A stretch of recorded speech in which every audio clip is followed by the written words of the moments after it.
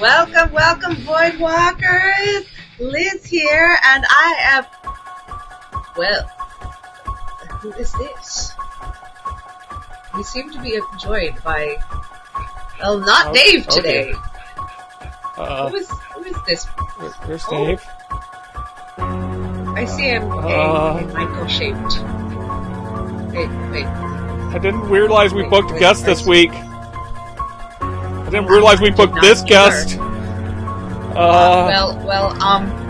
Michael, I presume, is that correct? Michael, have you joined us today because we are, discussing some of your adventures? Is that what's going on? Okay. You're going to explain to us what really happened? Is this more like, true crime, real story here? Go Barbara Walters on this? You read any? And they have no stabby plans, right? Mr. Myers? No stabby plans? It's, I guess I should be asking, is Dave going to be joining us at all, Michael?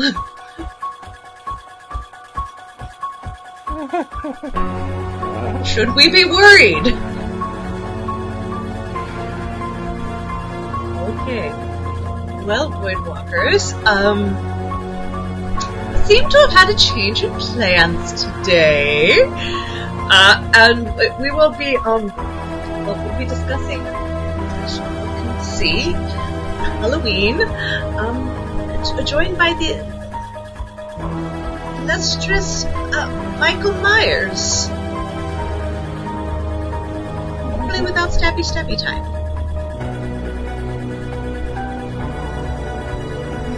Clearly the dog's not fazed by this at all. He should be. Oh, damn it. What? Wait, Michael, are you unmasking Michael?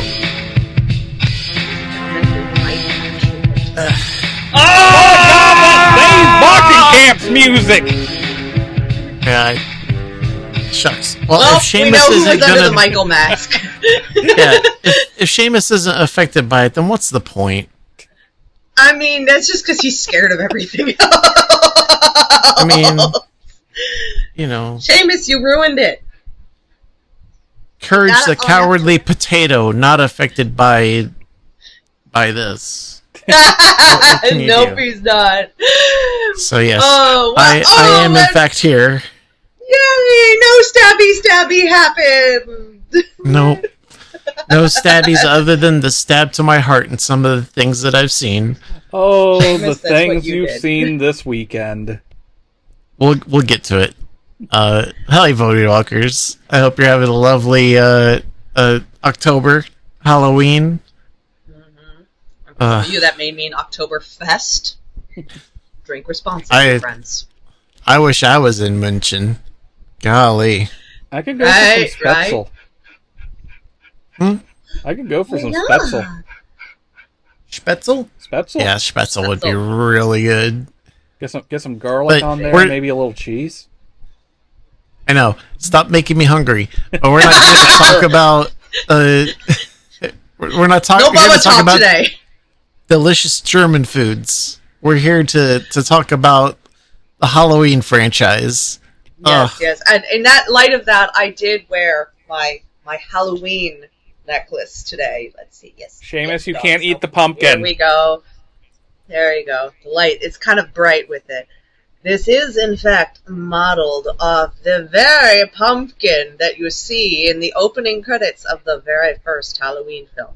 Except that I added bleeding. Because, I could. Yeah. Can I, by the way, say that I kind of love that the Halloween movies have just kind of taken that same opening and just done different iterations with the pumpkin, like what it's doing, but it's always like that iconic opening. It's like, I feel like there might be a Halloween movie or two there that didn't do that, and it just isn't the same.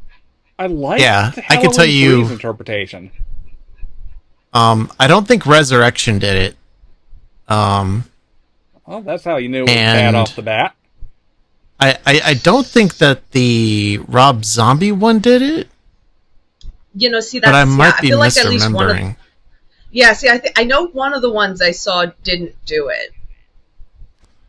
And I can't remember which one it was exactly. So, it's not one of the ones that I own, but I only own 3 Halloween movies, so. But it's so iconic that, like, it's vitally important to have it there, you know? It is. It's a theme that, like, you know even if you don't know it. You hear it and you just, like... What's funny, and this is going to be me being a little aside, of how absurdly simple that theme is, and yet the build-off with the music and how they continue to evolve that and create iconic themes and emotions using kind of that as the core motif, or leitmotif. Mm-hmm. Phenomenal. Like, I love the music scoring, especially in the David Gordon Green trilogy. I feel like it evolves that music into its own storytelling piece. Yeah. So. But yes, we are discussing Halloween.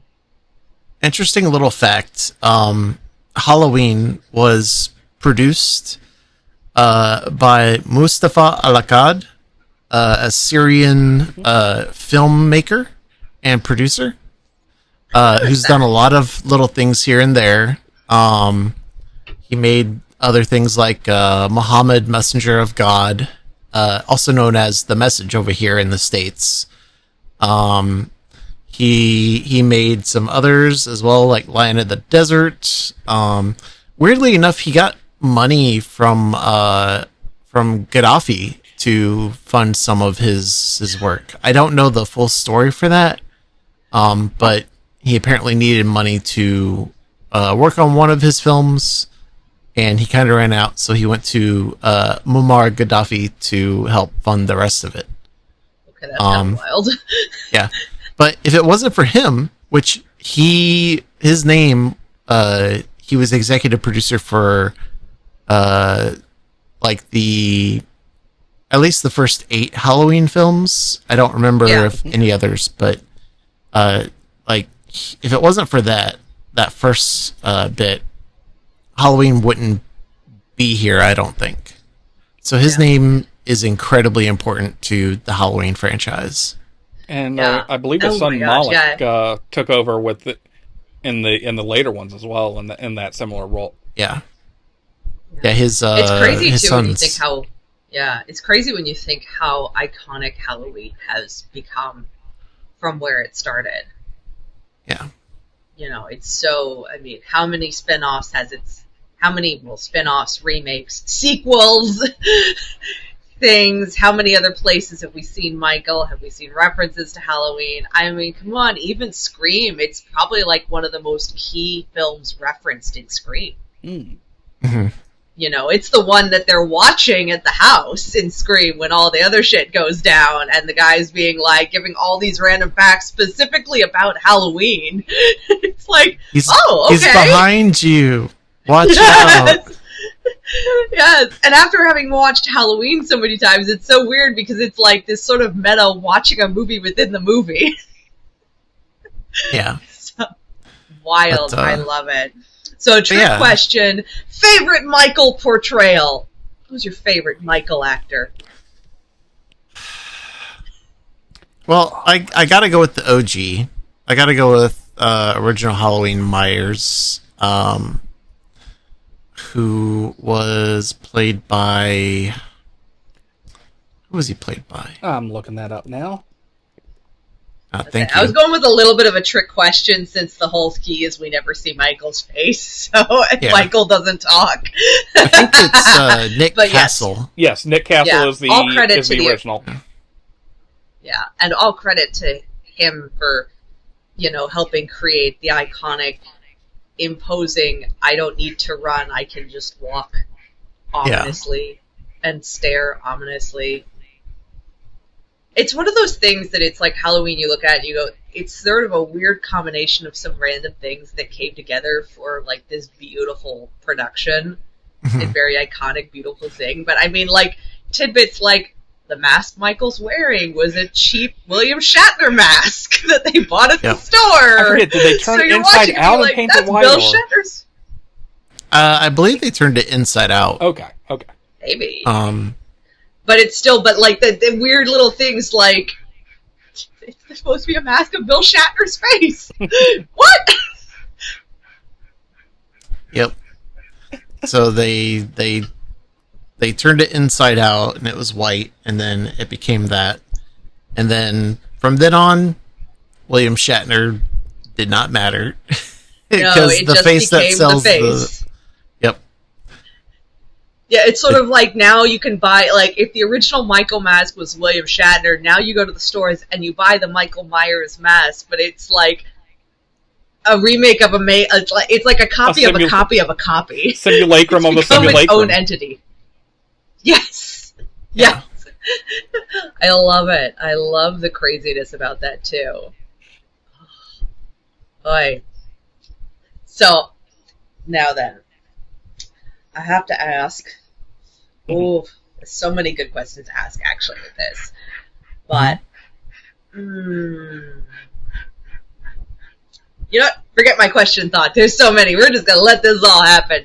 Oh, all right. by the way, I still love though that okay, one other thing I do have to say, I'm loving also the humor that's come out of Halloween among the fandom, like that parody of Laurie looking out her window into the yard, and instead of just being like, oh, she sees Michael and then he's gone, whoever did the parody where every time she looks, Michael's doing something else.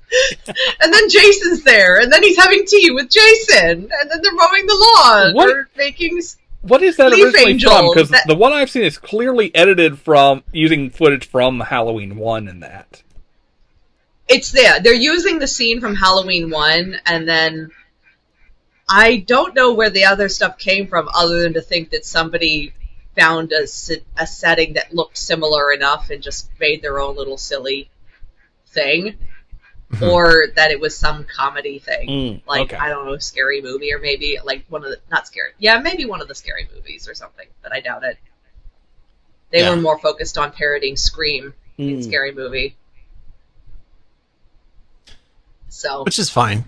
They got those angles almost dead on. We'll come back briefly to Scary Movie yes. in a moment. Because I have some thoughts, but yeah.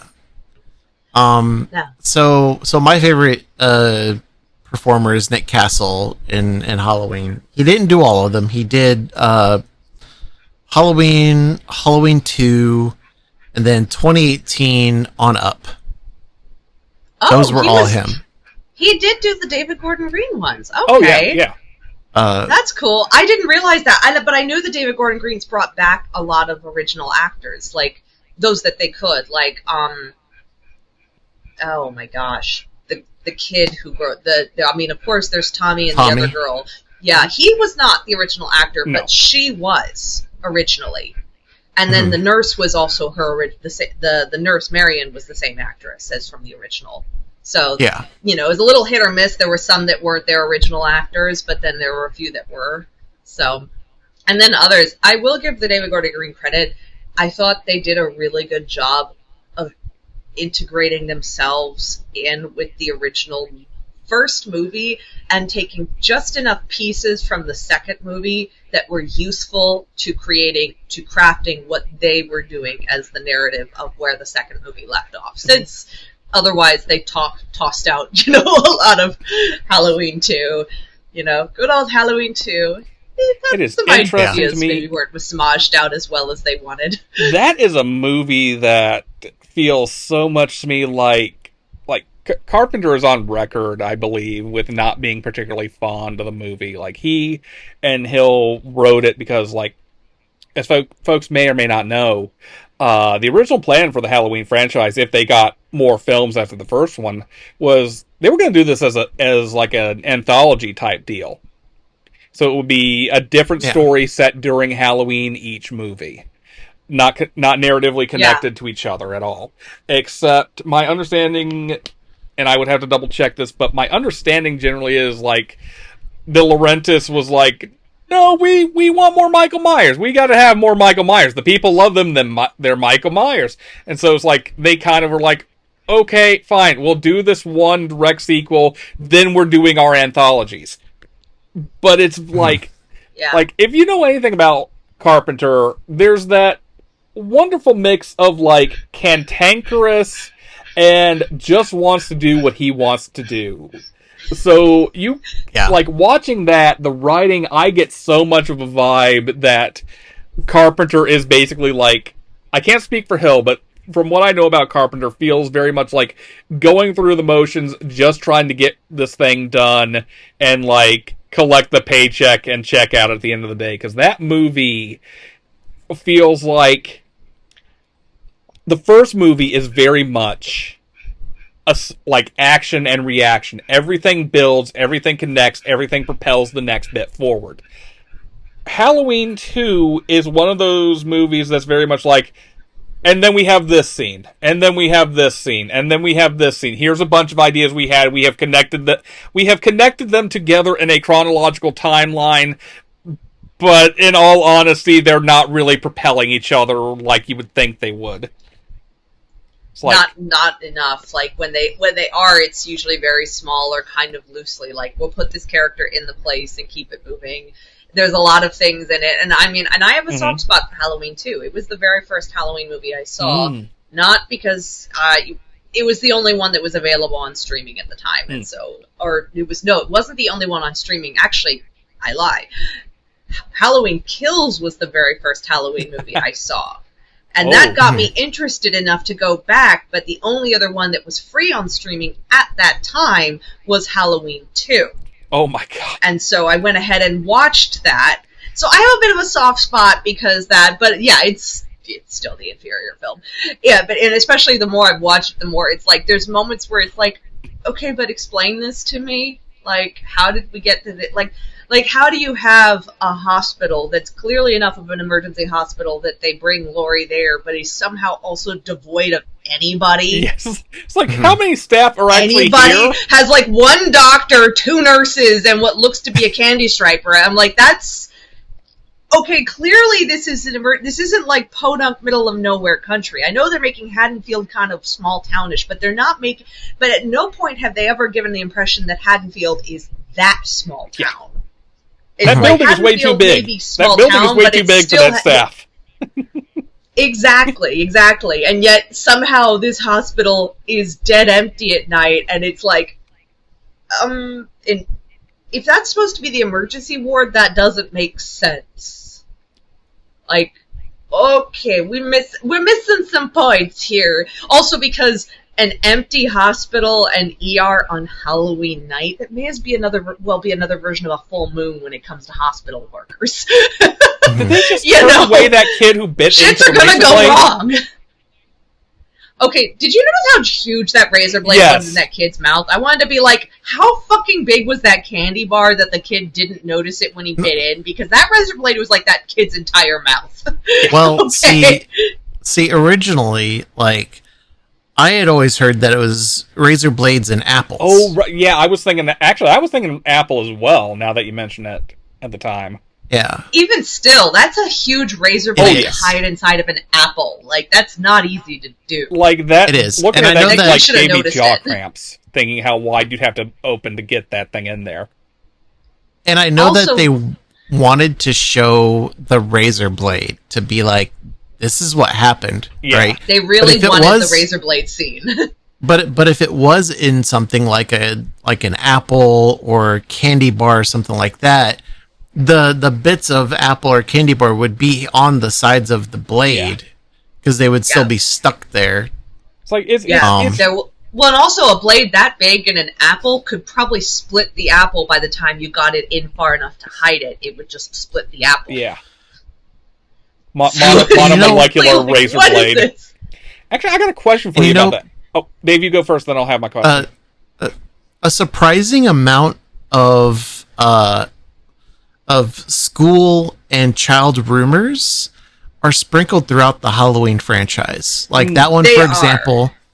And then there's another one where I believe it was in the Rob Zombie Halloween. Mm-hmm. No, it was in Resurrection. Where one of the boys says to another boy, like teenage kids, is something about like about one of the girls and being like, oh yeah, she's gonna have to get like her stomach pumped from all the jizz that she drinks or whatever. Like those things, right? What? Yeah, I mean, and that's kind of they come up in the Halloween franchise for some reason. Oh, actually, it's kind of a fun thing, and I could see it making sense just being that, you know, in terms of the initial film being that these are high school teenagers, so wanting to kind of ground and throw in a lot of sort of that not quite urban legend mythology of what to expect at Halloween. This is how these people behave. Now, that actually does tie into the question that I wanted to ask you too. Is in preparation for this, I spent the weekend like marathoning 6 Halloween films almost back to back to back, and so the thing that I'm trying to think, did they do that in one? Because I don't remember them putting like your kind of typical Halloween like urban legend deal into the first one. It's a thing. Not really. That wasn't really part of the first one at all. No, the first one was it was practically bloodless. Oh, definitely. It didn't have any of those. It didn't have any of those weird things like razor blades and candy apples, or stupid teenage like, oh yeah, rainbow party kind of rumors. The closest they got was horny teenagers, because there's the goody teenager who's babysitting and everybody loves her and she's a Girl Scout, and then there's the teenager teenage babysitter who's the parents aren't home. Sure, you can come have sex here as long as the kid shuts up. That's kind of the closest they got. Yeah, like it, and that's just like regular living, which I think was part of like the big thing about the original Halloween is it's that so naturalistic. It's just people living their lives in a day of, and this evil force of nature comes out of nowhere, no explanation, no reason behind him, and just starts killing. Yep. It's great. It's much more just coincidental and sort of just like, oh, this happened. Whereas I think 2 was also starting to try to push a little bit more of the gore, because like the razor blade was definitely there was frankly 2 wasn't that bloody, but it was definitely bloodier than 1. It starts to lean into the we've got other slasher flicks now, because I think we've probably started getting slasher genre at the point 2's coming out. I'd need to check the dates, but they're like. 1 very much the thing I've always liked about 1 is as a quote unquote slasher film, and you know, at times I actually feel like debating that aspect of it. But 2, it's definitely early days. it doesn't make. If I can put my definition of what I think a slasher is, a slasher film is a sideshow of how can we. The sideshow is how can we kill people in fun, creative ways for the audience to gawk at. I think that is like the key to like the slasher going from the 80s forward. Of course, I think they kind of started in the 80s, but you know what I mean. And so the first film does not do that. It's just like violence is short. It's brutal, and it's not meant for you to gawk at. It's meant to be violent. It's meant to be traumatic and unnerving and this kind of break in the world. And sometimes it'll linger. Like Michael killing what's his face? Linda's boyfriend. And just, pins him to the wall there, which kind of becomes a Michael staple throughout the franchise, is him just pinning people. Miraculously, pick him up with a knife. Somehow this knife is long enough and sturdy enough to pin people to walls or something. But it's like... Where are they getting these kitchen knives from? Yes. Kitchen. And it's like... Yeah, but which people are buying these kitchen knives? Because my kitchen knife couldn't do that. It feels like it's meant to... be so it's meant to depict about this aspect of Michael as this inhuman thing. Like the way he just stares at it and tilts his head like a confused dog, like he's trying to process the thing he's just done. Not like he's confused by it, but like he's trying to draw something out of it.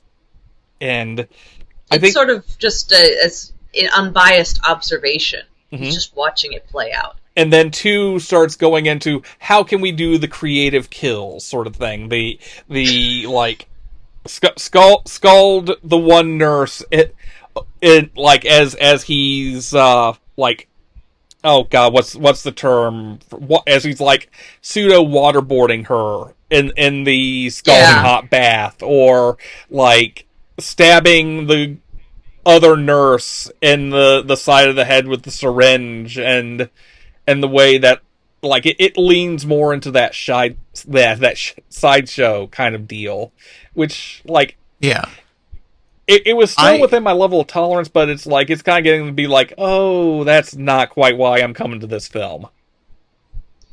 So I blame that on Friday the 13th. Yeah. And the reason I blame it on Friday the 13th is because Friday the 13th was the next like slasher to come out, basically. The next big one. And it like Halloween was 78 and Friday the 13th was 1980. And so when Friday the 13th comes out, it's clear that they watched Halloween, and they, as well as like Texas Chainsaw, but like more Halloween, right? Yeah.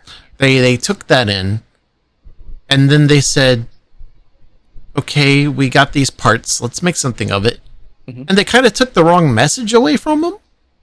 They took the wrong message away, and they said, okay, well, what makes a great horror movie like this? Well, clearly we got to have sex, we got to have booze and smoking up the weed and sex. And it ain't a horror movie if there ain't naked tits at least once.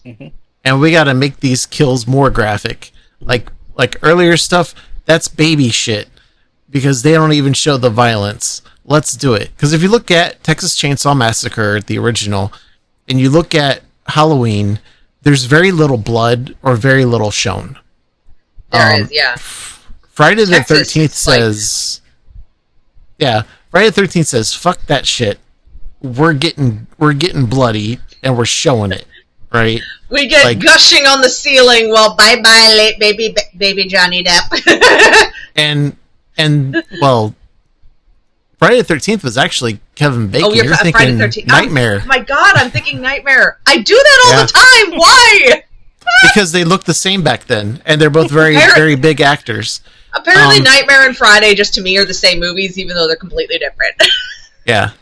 But that's why I blame Friday the 13th, because after Friday the 13th happened, and people started taking that in, it says to all the other franchises, okay, this came out, now what do we do? Well, it becomes an arms race. We got to kind of ramp it up a little bit, right? Yeah, it becomes an arms race, exactly. And so Halloween 2 gets more graphic, right? Yeah. We see graphic stuff turn up even more in Nightmare on Elm Street. We see it with sequels and other things like that. Like it spirals out of control. And then before we know it... Yeah. I was going to say, then we get, like, fast forward to, like, Rob Zombie's Halloween, which is much more what people expect. I think if you say Halloween to, like, people who are not familiar with the franchise or necessarily really familiar with horror and go slasher, what they expect is what Rob Zombie did with Halloween, which is, like, no, actually... The original, I mean, I still laughed a year ago, when I had friends over and we were going to do a spooky movie watch night, and I had people voting because I knew people had different horror levels of tolerance. This wasn't necessarily a group of people who all watched horror films. So it was like, I want to be fair, let the group vote on it. But then before we voted, we were going through, and one of the questions is like, how scary, gory is it? Because I had Nightmare on that list, Nightmare on Elm Street on list, and Halloween. And the conclusion ended up being, yo, we can watch Halloween then. Like, I looked at them and I'm like, if you want something that's more spooky, then Halloween is good, but it's not going to be overly gory at all. Like, Nightmare is going to be way more gory than Halloween is. Halloween is actually, and everybody I have talked to, even the ones who aren't into horror, are like, yeah, that was tame. I mean, honestly, the Lord of the Rings is not as Halloween. The original Halloween is more tame than the Lord of the Rings. Mm-hmm. It is. There you go. There is, and the Lord of the Rings isn't even as insane as Peter Jackson can get. He can definitely go out there. He's a whole I'm here to. While we're on the subject, I'm here to kick ass for the Lord. While we're here on the subject, there's something I'd like to bring up. A bit of background information on Halloween 3. Like I know we're going to be focusing more on the Michael Myers movies, but one thing I found interesting looking into the production on that. So, like, Halloween 3 is the one where they get to do their anthology tour deal, which, after that bombs, they go right back to Michael Myers, so it becomes the weird Odd Man Out movie. But so, that's the one with all the, Celtic mysticism flair, piece of Stonehenge getting stolen at the start of the film, that whole deal. And the thing I found out is that originally that Carpenter, and originally it was Joe Dante of Gremlins who was going to be directing 3. Did not end up doing it. But that would have been very different. They wound up getting a favorite writer of theirs, Nigel Neal, who is heavily responsible for the Quatermass series in Britain, to come in and do the original script for 3. And my the quote I've got here is, the main story had to do with deception, psychological shocks rather than physical ones, and that he did not want to include horror for horror's sake. And then distributor Dino De Laurentiis comes into the picture, and basically is like, we need more violence and gore. I need to sell me some violence and gore. And so they did a rewrite of the script to the point that, Neil was like, my name ain't on there no more. You guys go without me. Go with God, do whatever you're gonna do. And even then, I would actually say that even compared to 2, Halloween 3's level of gore is actually closer in tone to, I would say it's between 1 and 2. There are some head-crushing bits. There is a bit where a head gets ripped off, and you don't really see the ripping off as much. You mainly see, an absurd little, small, a pet fountain of geyser blood shooting up. There's, I think, one of the most graphic parts was the hotel laser. Yes, that's probably the most graphic thing in the... Oh yes, there's lasers in this movie. Season of the Witch, hearing hotel laser in association with a Halloween movie to me is like, what the sci-fi bullshit is happening now? Oh, there's a lot of... It's not... This is why I kind of really... This is why I, it's not... I would say it's not the best Halloween movie, as I was very enamored with it going in, but I'm still very enamored with this fucking movie. Because, I think it's the one that it's the one I read that people are like, you either love it or you hate it. You've got Celtic mysticism and ritual sacrifice. You've got androids. You've got critique on modern consumerism and television culture, and literally tying in television into a mass murder ritual to bring back the 3,000-year-long dead traditions of Samhain. And this is in 90 minutes. 90 minutes. Also, you forgot the romance. Oh yes, which was very quick. I do not like the romance in that movie. I have no problem with sexual content in movies, but these two have absolutely no fucking romantic or sexual chemistry. It's just, well, I guess we need to fuck now. So here's the scene where we fuck. That's basically what happens. It's they're together, and then she's like, you don't gotta leave, and he's like, okay, and then he's like, I don't know, and she's like, okay, 30 seconds later, he's sucking off the nipple. So the scene is basically, later, I guess. Okay, so the scene is basically put man and woman in room, and they go, I guess we fuck now, and that's the amount of chemistry they have. Yes. Like.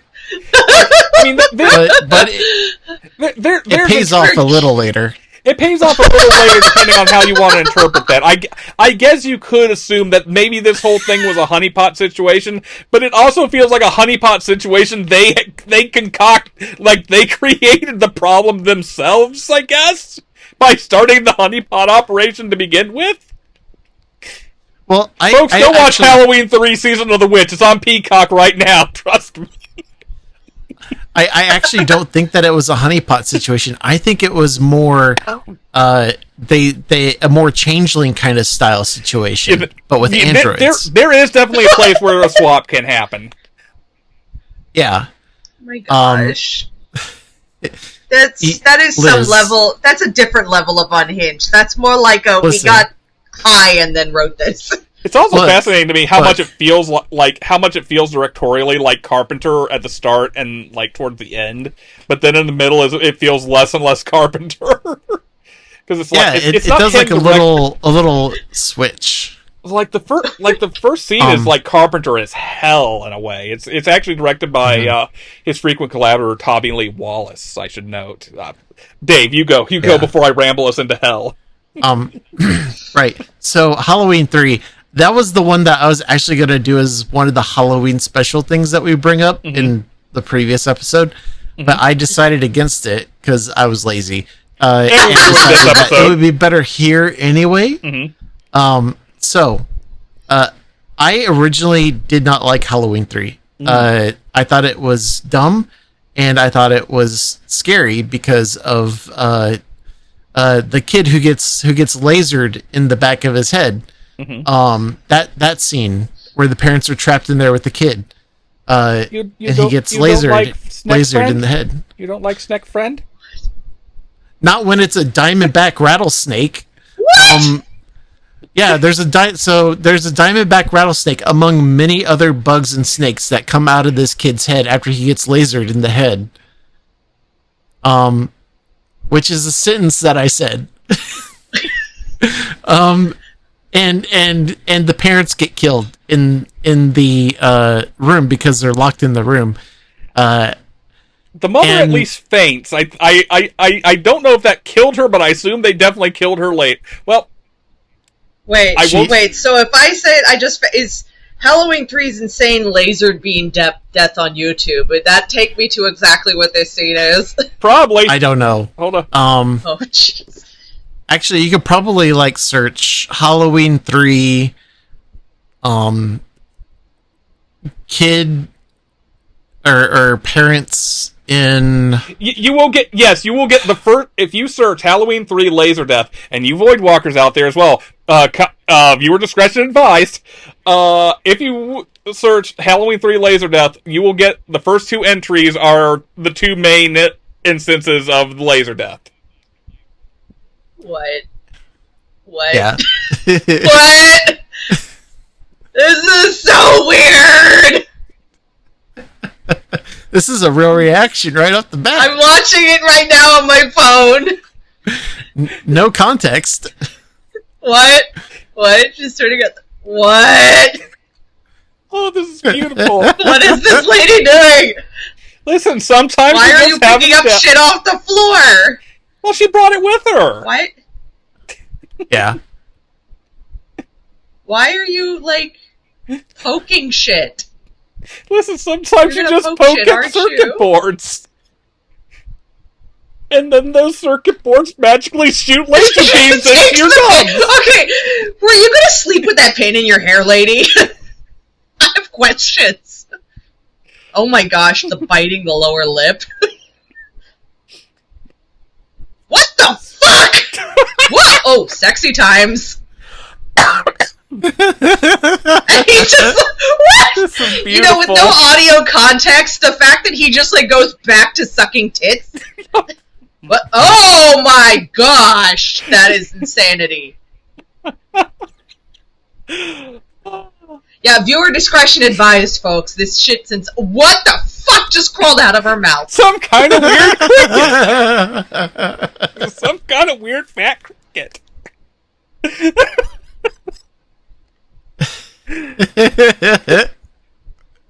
Man, You showed me that and said that was done by Peter Jackson. I'd have believed it. So this is in the Halloween franchise, technically.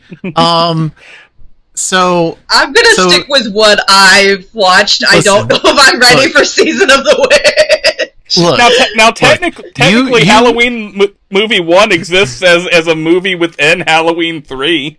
It's playing at multiple points in the movie. And in the future Halloween movies, like 2018 onward, they do sell the Shamrock masks to children. So they're there. But listen, Liz, you have handled all sorts of crazy horror bullshit that is worse than Halloween 3. True. You can handle Halloween 3 Season of the Witch. Trust me. I think you should watch it. You will be fine in this movie. Plus, you've got Dan O'Hurley. I am going to fuck up his name if I don't have it in front of me. Let's see.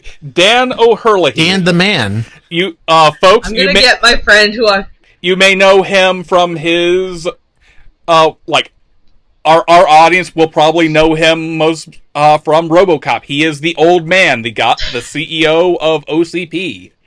He is in Twin Peaks. He apparently was a guest actor on the original Battlestar Galactica. If you remember an old white dude with a soothingly deep voice that you could listen to for hours, there's your Dan O'Hurley. O'Hurley. God, I cannot speak for the life of me right now. Yeah. Okay. So what you're saying is this is a girls' night, probably with alcohol movie. Yes. I mean, we'll yell at the TV. It basically is how I watched Weapons, but I feel like if it's going to be that campy gore, I need someone to shout at the TV with me. And there's not too much campy gore, with a themed cocktail. The gore happens when it's supposed to happen. That's fair.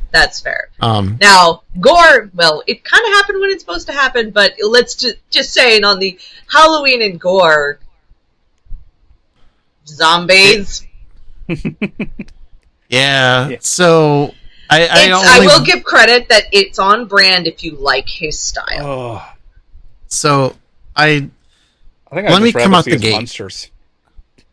I'm going to start with a brief history of my interactions in regards to Rob Zombie stuff. Did you take a ride on his Dragula? Yeah, that's actually where I started. I didn't start with White Zombie, which was the first band he had, if I remember right. I don't know if he had a band before then. But then he made the band Rob Zombie. And that was where, like, Dragula, Living Dead Girl, Meet the Creeper, and all that stuff was brought together. And it was a good time. If you watch the music video for Dragula, his wife, Sharon Moon Zombie, who will be featured in everything he ever makes, is there looking really bored while she's kind of dancing around in Dragula. It's kind of like, yeah, she seems like she doesn't want to be there. She seems really bored. But the things I do when it comes to like the Halloween movie from Zombie, I haven't seen the second one, but I have seen the first one. And I will say one of the few things I like about it is actually Sharon Moon Zombie when she's actually allowed to be a mother. Yeah. And not having to yell at when she's not having to do the hellbilly shtick. When she's actually when she's actually being a caring mother who's trying her best to bring her son up and get her son, like, you know, actually, like, back from this dark depth from whence he has found himself. That's where she's strongest. That's where she's actually doing a good job. She was actually, I would say, one of the shining moments in that film. Like, her performance was very good, especially in those moments. But when she's doing the hellbilly thing where she's like yelling fuck and like a whole bunch of other stuff at like a very clear abusive person and stuff like that, it goes back to like, this doesn't feel authentic. This feels like somebody trying to act.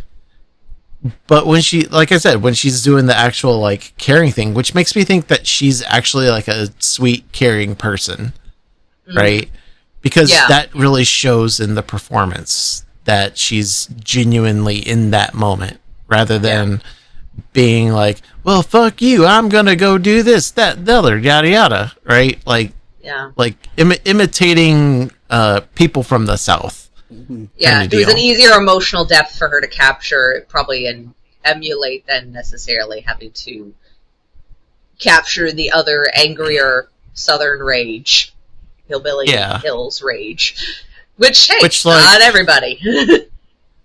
and the guy who she's like, who her character is dating or is with, or whatever their status was, that guy.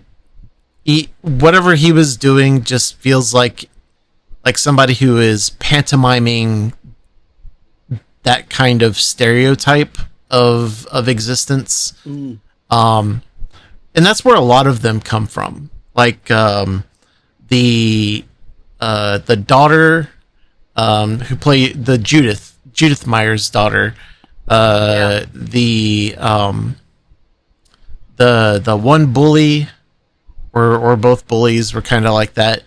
And one in particular, okay, all right, this one in particular really pisses me off. So you know how Myers is in the asylum in Zombies Halloween, and it's the first time we see him as an adult, and we see these two rednecks dragging a lady who's new to the facility out of her place.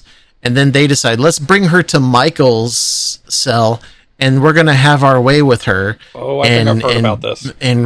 And rape her, right, in his cell.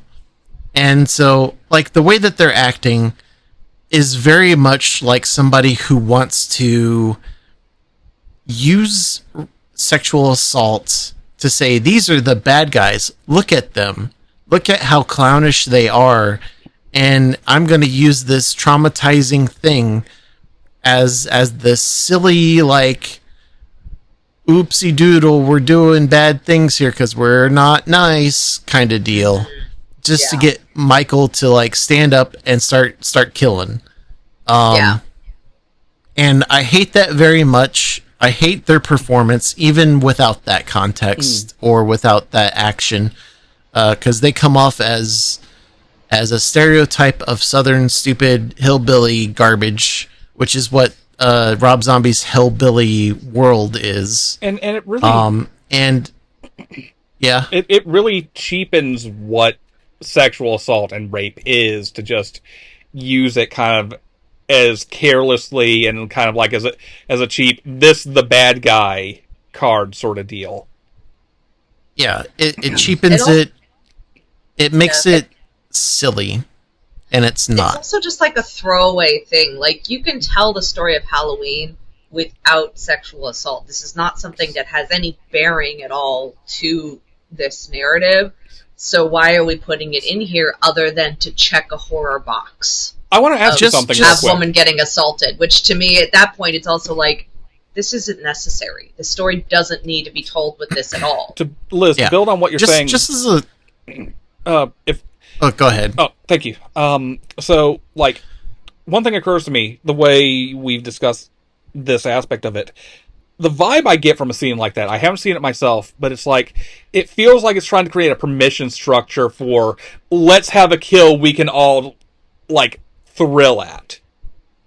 And that's the thing I want to ask you, with, like, I haven't seen the Thorn films, so haven't seen Rob Zombies, haven't seen the H2O duology, that sort of thing. But the thing that I come away from having watched the original, 2 is a little bit of this as well, and but the original and the David Gordon Green trilogy are deep within this of Michael as a representative of human evil. Do you Yeah. think that impulse to create like a Michael kill that we can get behind, do you think that defeats the purpose of what Michael Myers represents metaphorically?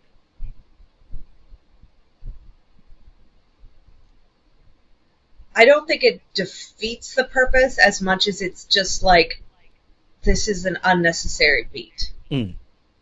I think it's completely. It's almost like it's forgettable.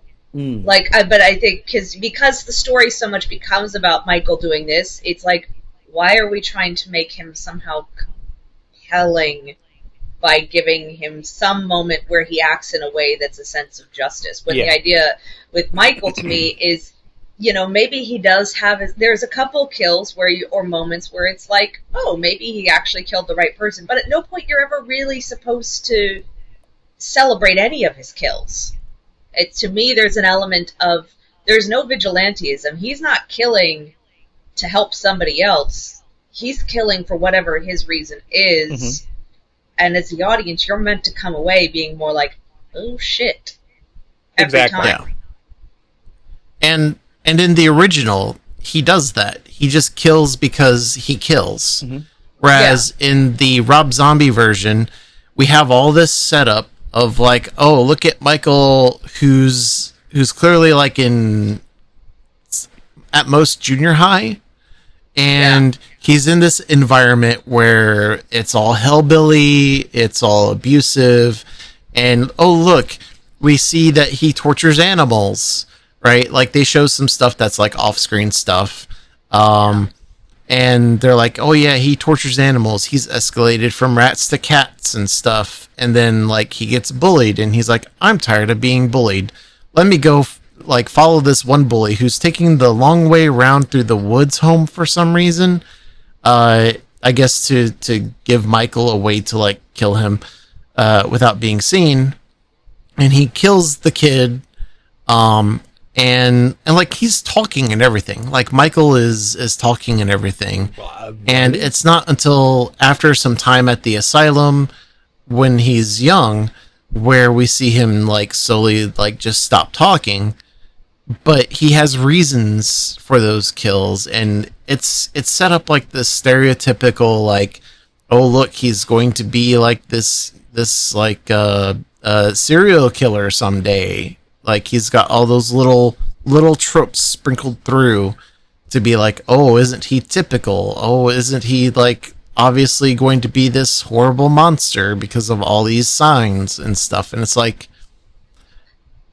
they tried too hard to ground him in evidence to back him up. When I'm like, what works? And to your point, Dave, I think what you're getting at is like, what makes him so intimidating in the original Halloween and the first one is the fact that there is no explicable reason. Mm-hmm. Yeah. Even Loomis never tries to explain why Michael is evil. He just says he's evil. He is evil. To that point, though, I will say that Malcolm McDowell's performance as Dr. Loomis was very nice. Oh, he also did the thing of like Michael is evil. He never really like he kind of tried to explain it a little bit. He threw in stuff like dissociative, which I was like, well, if you're gonna point to DID, like that's really shitty. Can we just let that go? Like those stereotypes and stuff. Like, come on, dog. Yeah. But it just doesn't even work. It's like, come on, y'all, this ain't working here. So, but then like it. Because they don't like lean into the psychological explanations like that, like saying, oh yeah, it's probably like a psycho something whatever, right? They bring it up briefly and then they like pull back, like they don't want to fully commit to it, which makes it even worse in some ways because now they're flip-flopping and being like unsure of how they want to like go about it and stuff, when they're already trying to ground things by showing all this stuff. Yeah, and in the meantime, the Rob Zombie movies more or less, when they're not bringing in their own things, they're basically retelling almost beat for beat at points the original films. They are, And including one of my favorite moments. Wait, which moment? Which moment? Okay, so I have two favorite moments from the entirety of the Halloween franchise. The first one, which is the one that we're talking about now, is when I'm going to refer to the original.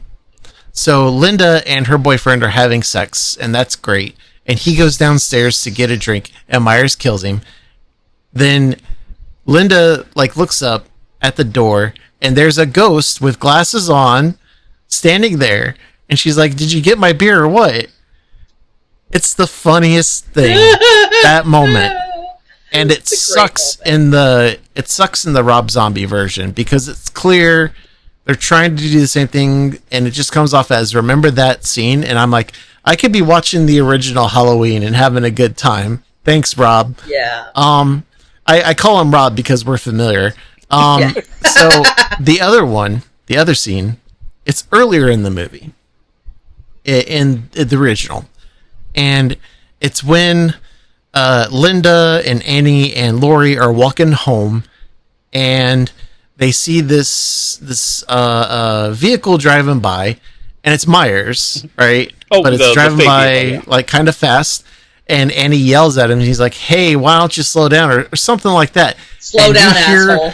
Yeah, and you hear the brakes hit. It goes, and it comes to a stop, and it just sits there, and they all stare at it. Because she didn't expect him to hear it. Yeah. Right? Yeah. And most people would not. And it just sits there for a minute, and then it just slowly drives away. It's so funny. It's oh my God. Rewatching it this weekend, that was it clicked for me that this time, I kind of wonder, is that the moment that they get on Michael's radar? Is that why he's going after them? There's one moment before that's the one that I've heard theorized, and it's actually before that, because it's before school when Lori goes to drop off the keys at the Myers house, because remember, the Strohs are realtors. They're selling the Myers home, and her dad at the very beginning of the film is like, "Can you go drop off the keys or something at the Myers home?" And so she and Tommy's with her, and she goes by the Myers home, and there's the one shot from inside the Myers home through the screen door that implies somebody is there, and that Michael is in the home and watches Lori drop the keys off. That's the one point that I've heard pointed as is the moment Lori came onto his radar. And also his explanation of that it's his fixation on Lori that stands out. Because that was the first one to come on radar. In that regard, what do you I forget where it is in relation to those two scenes. I think it's before. It's definitely before the speeding scene. I think it's directly before the speeding scene, but I don't remember where it is in relation to the key drop off of Michael going to Tommy at the school, when Tommy's getting picked on, and he can't I think the bullies have already left there, but he's watching him, and he's I forget how closely he interacts with him, but then he leaves, and then he just follows Tommy in the car for a bit before he drives off and then speeds away. And it's is he seeing himself as in Tommy? Girls. Yeah. It's definitely before he kind of fixates on the girls at that point, I think. Just also from when they get out of school and everything. I believe it's because there's Tommy, and then they're in school, and then I believe it's, he stalks Tommy. It's used as a gap between following the girls too, from places to places as they go home. You know what? I just had this thought. I bet you donuts to dollars when Rob Zombie was trying to come up with the screenplay for Halloween, he saw that scene with Tommy and was like, That's how Myers gets to become Michael. He got bullied at school, and it's I'm thinking about it now, and I'm like, you son of a bitch! I could see where they would draw that conclusion. They do that a little bit with Halloween Ends, but I think like from what you've said, Halloween Ends does it so much better and more successfully, I think. Yeah. Yeah. Yeah. It's also like I think it's one of the things that when it's done well, there's an element where the films that do the best at it, they give you just enough to let you speculate, but they don't give enough to answer the question, and that's really the problem. It's one of the big, not the only one, but it's one of the big problems with the zombie films is they give you too much. They try way too hard when what works in, like, say, the original Halloween is that you don't know exactly. You're left wondering, and I think that's what lent itself to Halloween, the original Halloween being, in some ways, a scenario that was terrifying, is it's that element of evil for evil's sake. You can't explain it enough. The fact that the psychiatrist who has been working with Michael for years at no point explains why Michael is the way he is. His answer is always, he is just evil. And that he is so convinced of there not being kind of any logical explanation that he also is like, he's escaped, he needs to be killed. Yeah. That he is taking such an extreme action as, well, frankly, Dr. Loomis, MD, that means he's taken the Dr. Do No Harm oath. Oh, yeah. So, like, that oath of care would have been part of Loomis as well. So it's a very extreme that it's like he is such an extreme evil that even this person who's taken an oath, do no harm, sees only one solution, which is do not let him out, and if he escapes, get rid of him. And I think in 2 they build on that a little bit with Loomis's psychology. With, like, you can tell kind of like he's very out of his element that night. I mean, it's a thing in 2, but like the way he keeps checking the cylinder and the revolver, and he right out tells the deputy, like, it gives me a sense of security. It's like he's not comfortable with any of this. Like this is not he's his pulling guns in crowded places. Oh yeah, he's pulling guns in crowded places, which he should absolutely not be doing. And the cops are being like, "Stop! Bad place to fire gun." I will say he hits. You see suspect. Every shot he fires goes into Michael, though. I'll give him that much. Yeah. Yeah. Also, rest in peace, Ben. Okay, Ben Tramer is like the crappy football that gets kicked around in every version of Halloween because it's like, oh, Ben Tramer, the crush in the first film, the one Laurie likes and whatever. Then Halloween 2. Oh, sorry, Ben Tramer died because he was dressed Ben? like Michael and got. Yeah, they say later it's well, they don't they say later. First they have 2 guys come find the cops and go, we can't find our friend Ben Tramer, he was wearing a mask. Right. I missed and the I name can't remember that. if they explicitly I don't think they explicitly say they've identified the body as Ben Tramer, but they give you enough as the audience for you to go, oops, Loomis killed Ben Tramer, which if you watch the first film, whoops, Laurie, the guy you were sweet on, died. I wasn't but sure then, like, you get, like, Halloween. He's just, like, the kicked around, like, somewhat, like, okay, who's Ben Tramer in this one? I couldn't tell. Did he get out into the street because Loomis aims the gun at him, or is he just walking down the street and then Deputy Carr just, like, barrels into him and like, pins him between a van and then flambe? No, it's because he sees Loomis coming at him with the gun, and he's kind of freaked out, and it's that sort of kid. It is a reaction where he's like kind of moving away, like, is that at me? I'm gonna move away. Okay. And like, but he's not paying attention to his other surroundings. Yeah. So yeah, Loomis basically kills Ben Tramer. The fucking Deputy Carr's going like him. 50 miles an hour at a residential. God. I mean, I already had questions about these deputies. Like, yeah, y'all not making good decisions here. But, like, I don't know. I hate the Rob Zombie Halloween movies. It's a waste of talent, like, and a good talent too. Like, he had Malcolm McDowell, right? He also had Brad Dourif in there. He did. He had Clint Howard was in there. Udo Kier was in there. What the hell Danny is this Trejo. lineup? Like, how did he get these people? Yeah, right. A lot of good big names were in it. Like, huge, big names, like relatively big names were in this movie, and they were all wasted because it's a shitty movie. Yeah. Well, I mean, like, And to me, I watched it years ago, and yet what's the thing that really sticks in my mind from the Rob Zombie movie was blood and boobs and scenes that were supposed to be intimidating but spent all their time focusing on it's not just the girl that's bleeding out, it's the girl whose tits are exposed who's been stabbed in the chest, and we're going to focus the camera right so you can see her tits while she bleeds out, and it just kind of becomes, what's the purpose of this? Like, it's the chest. idea that they're, yeah, it's like, is this supposed to be horny and horrified? I mean, I know there are people with different tastes out there. It's just, this is not what I come to watch Halloween for. Yeah. Like, that's the stuff that keeps sucks. me out of a lot of slasher flick. Begin with is like, I don't like my blood and my horny in the same places. That feels like a warning sign to me. Yeah. Zombies is that, much more what people, I think, expect when you talk slasher. I think that there can be a balance, but one, you have to be clear on your theme.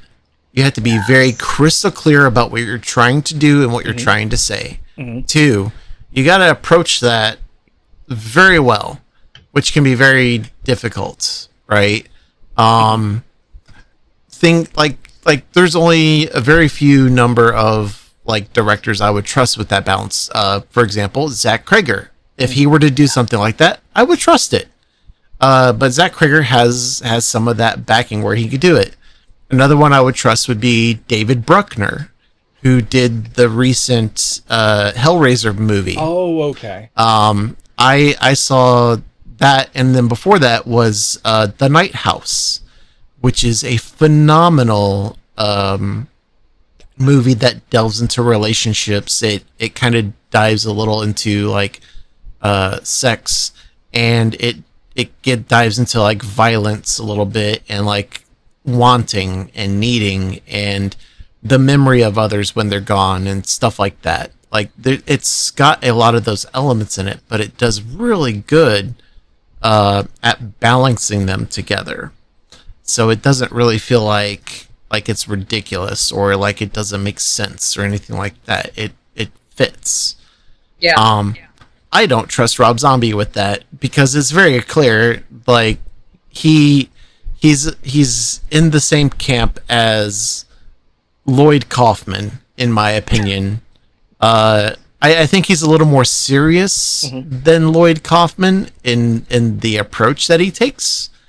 Yeah. But I still put him in that same camp because his movies are as ridiculous. Why is the phrase Shock for its own sake. Why is the phrase carny shit coming to mind as you say that, Dave? Because it's carny shit. It is. That's a great. That's a great way to. Weird. Great way to label it. Yeah. Carny shit. Yeah, and it goes to also the problem is that it's. I'm the same as you, Dave. I've only watched the first Halloween Zombie did. I did not bother with the second one. I was kind of like, I don't need more of this. It was trying too much to do things that were completely different. Like, the movie is long because it spends like the whole first half telling a totally different story that's not the original Halloween, which if he had been trying to do so, if his intent had been, I want to come in and create an origin story for Michael, he could have made a whole movie that was just that and probably would have stood a lot better. That was way more original storytelling. Maybe not always the best done, but way more original, and by itself had potential to be more interesting. But then he still tried to tell beat for beat the original Halloween story with it. So now you've got basically narratives that don't go together.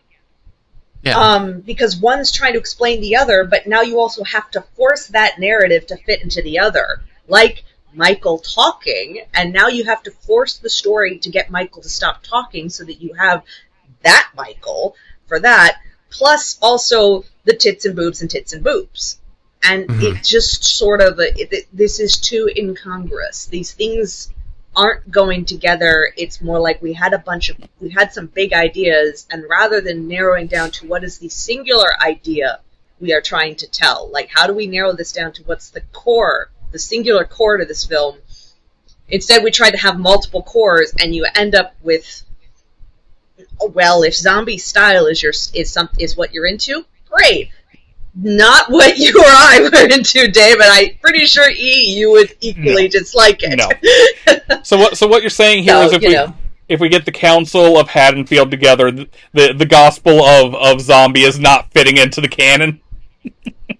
We're gonna let the gospel of zombie just go. Keep going. Yeah. To the apocryphal. And again, some people out there love zombie stuff, and I'm like, I have enjoyed his music and the other stuff. Not his take on Halloween. Nah, he didn't need to do that. It was he didn't. Unnecessary. That said, so what?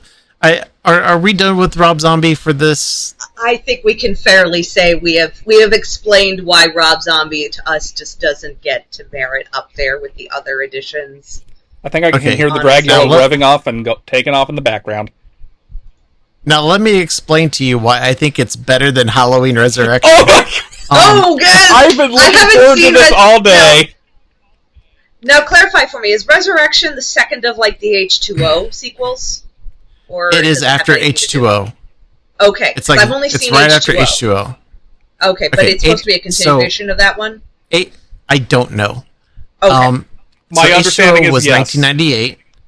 Okay, Resurrection 2002. So in Halloween Resurrection, God damn it.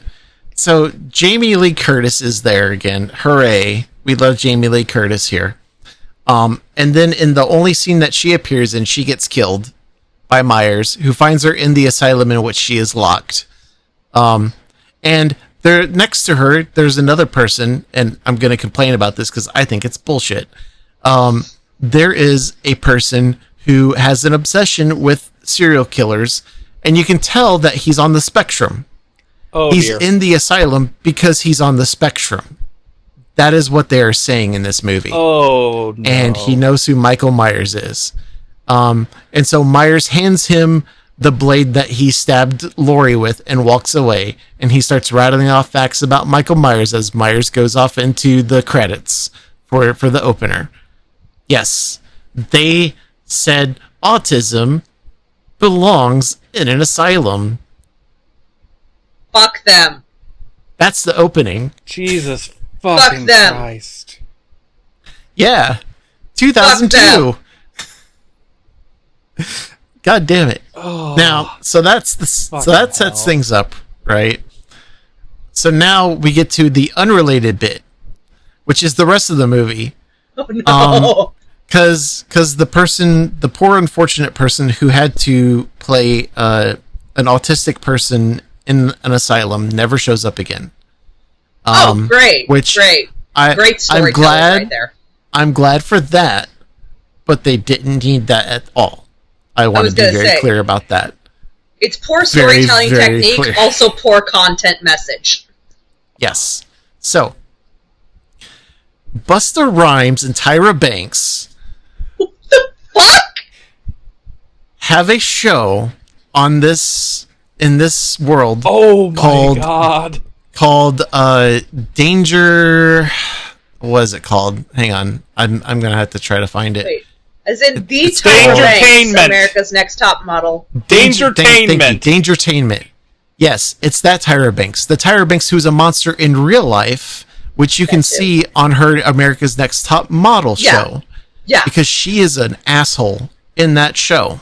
Fucking gosh! And, yeah. So, they get together and they gather a group of teenagers together, and one of them is named Sarah. The rest of them, I can't remember their names. It doesn't matter. Sarah's there, and she's clearly supposed to be the next Laurie Strode. Oh, dear. That is how they're painting her. But she looks so generic and boring that you easily forget what she looks like and immediately replace her with Jamie Lee Curtis from the 70s. Gosh. So they go and they get these people together because what they're going to do with this Dangertainment reality show is they broadcast like all the kids who are going into the Myers house. That's right. They're going into the old decrepit worn out Myers house I don't Oh, think I shit, like this Violation episode House. of Fear. with little cameras on their ears, so kind of like Ghost headset hunters cameras, thing. right? And in the meantime, Tyra and Busta will be in a spot where they can monitor all the cameras that they have set up all throughout the house, as well as on the kids, right? And they're shooting this live. It's a stream, and everybody can tune in. Never mind that they don't really have a way to like generate money off of it. From what it looks like, they don't think about like commercials. In fact, like one of the kids mentions to Busta as they're approaching the house, "Hey, have you thought about merchandising?" He's like, "Oh man, merchandising, that'd be great." He doesn't even. Anyway, so they go in, and Myers is like kind of watching, and Sarah's getting little premonitions of Myers, like getting little flashes of Myers. Oh, right, we're still Wait, like, so now she's leading- clairvoyant too? Even leading up to this, she's getting flashes of that. And there's one point where she screams and it breaks something before this. Now, I want you to remember that because it'll never come up again. oh my. Now, as they're going through, I'm doing this because I need to highlight how awful this movie Just is. repeat to yourself, it's just a show, Okay. and you should really just So- relax for the So shitty. and it's also got Thomas Ian Nicholson, who you might most remember if you've seen the first American Pie movie. He's the one who, okay, for those of you who have seen American Pie, he's the one who is the whiniest, cryingest one, who's always like, "But we took an oath, guys. We gotta get laid together before prom. We took an oath." Like, and he's crying about it. Anyway, wanna he's punch him in the sex-pest dick. here. That's a good instinct, Liz, because he's sex-pest in this movie. Oh, gee! And- oh, fun! Yeah, he is a harassing sex pest who's doing everything he can to like get this one person to reveal her boobies on the camera because he wants to see him and all that stuff, right? And she's not really having it. She's clearly annoyed by it, and no one likes this guy, which is good instincts on their part. Who wrote and this it's film? great. I want to punch them in the balls too. The writer It's great of because this film is... It's a screenplay by Larry Brand and Sean Hood. Good job, guys. So Thomas Ian Nichols dies first. He gets like basically pulled through a wall and then stabbed in the top of the head with a kitchen knife. Which feels great because he's a sex pest and now he's gone from the movie. Okay, I want to punch them less for doing that. At least they killed the dick But off. the rest of it is Killed the going dick thing on, with his and dick. one at a time. Yeah, one at a time. People are kind of splitting off, and the goal is to get many people to watch the show, and so they're trying to like get little like catch little things because their goal is to discover how did Michael Myers become Michael Myers by exploring the old decrepit Myers house. And there are things in that house that make zero sense. Like there is a baby chair that has like this old like chain to hold the baby down. What? That looks like it's straight out of the 1800s. What the fuck? And there's a basement that has chains as well on the walls that are big chains, which they the people who saw it speculate, well, maybe that's where they held him and they fed him down here and stuff like that.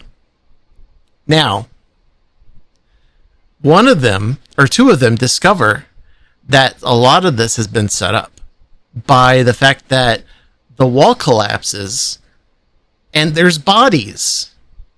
What? But when one of them grabs one of the body parts, it says made in Taiwan. Oh my god. You know, And all the because while- they couldn't They tell done- that it they was a done real body part from a fake body part. Yeah.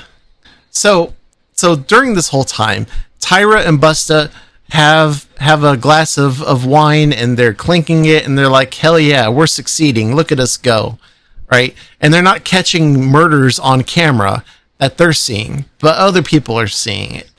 And then like Busta decides to leave the area with all the screens and stuff like that, which we'll say hello to Tyra in a bit. So he goes off, and then he comes in, and he's dressed up as Michael Myers, and the real Michael Myers is following him, and he's like, hey, what are you doing? You shouldn't be dressed up like me. You should be off doing something else. So Michael leaves, right? Because Michael's got a sense of humor. He understands what's going on. And Busta goes, and he tries to scare the kids by pretending to be Michael, and he does a good job of that. And then they like after he gets hit in the back with like a big piece of wood, he starts yelling. He's like, what are you doing? Turn off the cameras, because he doesn't want the audience to know that it's him. So they turn off their cameras, and like he reveals that it's him. And then like he goes off, and they turn the cameras back on, and then they see their friend who was being hit on by Thomas Ian Nicholson at the top of the stairs. And then Michael Myers steps out and cuts her head off with a kitchen knife, and the head like rolls down to the bottom of the floor. And then they realize it's real. What? And cue the murder spree, wherein everybody starts dying one by one, except for Sarah, because guess what happens near the end? Busta Rhymes comes out and kung fu's Michael Myers into submission. Yes. The only way that we know that Busta Rhymes can fight with martial arts is because we see him watch martial arts movies earlier on. And so because apparently that's how you learn how to do an ancient combat art. Whoa. Yeah. He kung fu's Michael Myers some. Michael Myers eventually like gets back up when he's distracted by Sarah, stabs Busta Rhymes, and then starts chasing Sarah. And then when he's about to get Sarah, which, by the way, they pass through the screen area where she finds Tyra Banks hanging from the ceiling. They continue on, and fires and stuff are going on in the shed where he's got her trapped. Busta Rhymes comes out again and kung fu's him some more into submission, and he dies, quote unquote. And they bring him to a morgue. And when the guy drops him off for the lady to like do the autopsy, he comes back to life and kills her. So the reason that I say that this is worse than Halloween from Rob Zombie is because at least that one felt kind of like a Halloween movie. This is not a Halloween movie. This at some point it sounded movie. like some Dave, would you like to know part of why that is? Scary movie. Would you like to know yeah, why? Go ahead. So, Liz, you know how we've talked, I think, on and off podcasts before about how it's good to reuse things, even like that you never finished working on, and repurposing them for other things? Yeah, and that doesn't always go well. Just pulling this off of here, off of the old wikis. Brand decided to repurpose a slasher concept he had conceived, inspired by the rise of reality television, where a killer enters a house full of cameras and makes the viewer unsure if the murders were real or staged. Brand had pitched his script as Halloween, MichaelMyers.com, and changed it to Halloween Homecoming, and then the producers picked the subtitle Resurrection, as they wanted a title that let audiences know Michael Myers was still alive. Let me just say that so that premise, without anything related to Halloween, can be a good premise. We just defeated Liz. God. We did. Now, let me explain something. This movie reminds me of an amalgamation of Scream, which you can see even by the poster. It's inspired by Scream. Yeah, even your description, I was hearing bits of Scream. Then there's Hellraiser, the specific Hellraiser where it stars Lance Hendrickson, where he drugs a group of kids and makes them think that they're in some kind of party or something like that. But they also think that they're involved with the Cenobites somehow. But really, he's got them buried underground. Like, it's complicated. That's also not a Hellraiser movie, in my opinion. But it reminds me of that because people are watching them, and Hendrickson is watching those kids. Anyway, it reminds me of the mix of those two put together with a Halloween veneer because we need to have Jamie Lee Curtis and Michael Myers on set because we're putting this in the Halloween Myers house and fuck you. That's what happened here. And it sucks. It sucks. It sucks. It I need sucks. therapy after that. The worst part So to me fucked up. The worst part to me was that Busta Rhymes kung fu'd Michael Myers not once but twice. And let me explain something. Most of the acting in this movie is awful. It is not acting. The people in this movie are not actors. The only one who is Jamie Lee Curtis. And she dies. She was only there for a scene. She noped out of that shit fast. And I know that Thomas Ian Nicholson sometime around here too. She did. And Thomas Ian Nicholson, I know he's an actor in the most technical of terms. He's been in a couple of big movies, but he sucks. Everybody else in this movie is not an actor. None of them should be acting. Not Tyra, not Busta, not... I don't know any of their other names. Everybody who's in this movie should not be acting. They are not good at it. Like it the levels of disappointment that I have that this has the Halloween label on it is deep. It is. Hey, I'm disappointed, and I've never seen it. It is depths beyond what I could fathom, and I'm disappointed in everybody involved. I do have to wonder though. Again, I said earlier I haven't seen the Thorn trilogy. Have either of you seen the Thorn trilogy of Halloween films? The like 4 through 6, I think it is. Oh, like Curse of Michael Myers, something else, and I have not. No, I have not. I have my eventual next. I do gotta wonder what's worse because my understanding of those is like, okay, I'm okay-ish. I think it's dumb with the reveal that Michael's whole thing in that trilogy is, oh, he's all these years since childhood he's been secretly controlled by a Celtic cult for murder rituals or something. But the thing that's dumb. That is even dumber and maybe might make this worse than the others. My understanding is they do a thing around the 6th movie where, like, so the concept for this whole for these is that instead of being about Laurie, it's about Laurie's daughter, and it's still the continuity following off of 2. So, secret sister deal there. Yeah. And so, like, in those Dave, your face. Dave remembering things. Dave knows where I'm going with this. No. It's not that. I'll tell you after you're finished. Okay, so hurrying through this, like, the first movie ends with her kind of becoming, like, infected by Michael's evil. Apparently that starts an arc where she has a hero arc. But then that kind of gets aborted. And I realize I might have subconsciously chosen that term for reasons.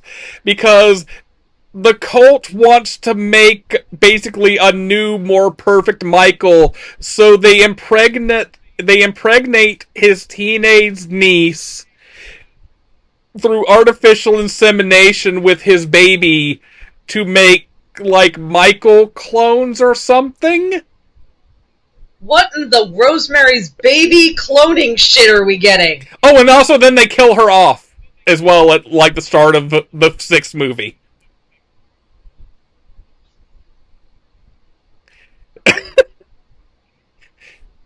Can you see why they've done so many reboots? I think we're hurting done. Liz's. I think we're hurting Liz's.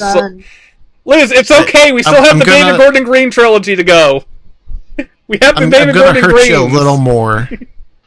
So, do you guys know who Katie Sackhoff is? Yes, I love Katie Sackhoff. Yes. I love her. She was in Halloween Resurrection as the chick who gets her head cut off. Oh. Well, every actor's got to start somewhere. So, to her credit, she's an I love her as an actress. And you gotta get that paycheck somewhere. Too. Yeah, she's also that's sexy true. as fuck. I love her. She's a badass. It's very true. But yeah, I just had to add that in there because... So we'll bash everything about this, but this is not a Katie Sackhoff bashing because I adore her. Yeah, nothing against her. Listen, as long as it's ethical, actors, get that bag. Get that bag. Yeah. I agree money, with get that. paid. Yeah. So... But, maybe before we continue, let's go ahead and take a break here, folks. And I need to like process. Yes, my mind is broken. I need to put it back together and go pick the pieces up off the floor. So sounds good. So folks, stay tuned. Don't go far. We still got the David Gordon Green trilogy to discuss, so we will be right back. And now the Confabulators present the many sounds of Liz Strauss playing games good. Right. I don't like... No! No! Oh my gosh! What the fuck? I don't trust anything right now. Oh god! What the fuck? Whoa, no. Well, if you've just joined in, like I said, if you were here to watch somebody skillfully play this game, you really came to the wrong fucking place. Chris is in the wrong place, Jessica's in the wrong outfit, Jill and Parker are being told that they don't even get to leave, so you know what, guys? We're all fucked up here. You have a guitar, Sheriff. It's my melee weapon. Be careful, oh shit, he's right behind me! Ah, there's both of them! No! They came from both directions! I went one way and I turned and he was in the other! Okay, the hope for this is that it's not... I need to just... Fuck. If you want to hear more of these sounds, please check out her channel at Lady Hyacinth 57 on Twitch. Thank you!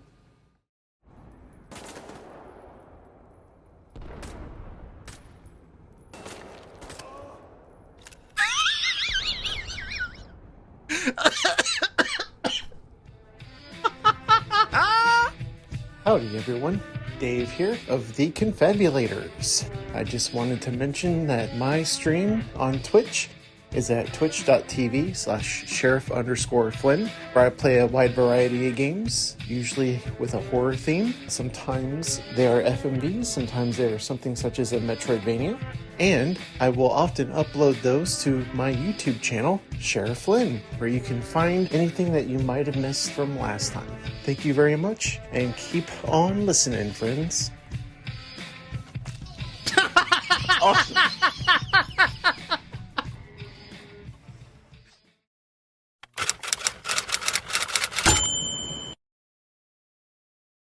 This month, tune in to Lanzalencia on Twitch for the Lanzalencia Halloween Fright Fist! All this month, I'll be streaming scary and frightful video games to shock, surprise, thrill, and terrify.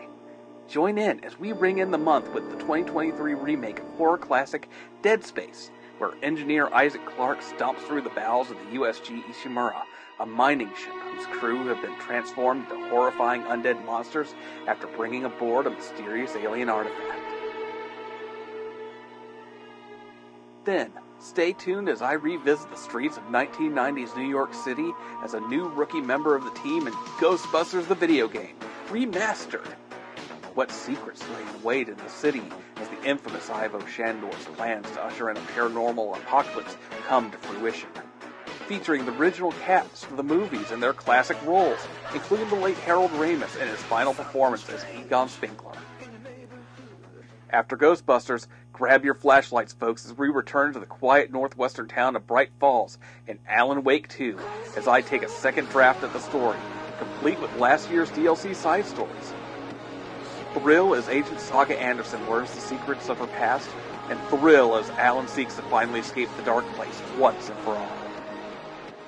Then, round out the month with the origin of the war between the Belmont Clan of the Night and Castlevania Lament of Innocence. Witness the birth of Dracula as Leon Belmont storms the castle of the vampire lord who kidnapped his beloved, armed only with the skills as a knight of the church and a whip of alchemy as he confronts the legions of the night. So, join in the frightful fun this month, folks, with live runs as the witching hour takes hold, or catch up on Frights via YouTube in the Video On Demand archive. Tune in to The Lanzalencia Halloween Fright Fist! Happy Halloween!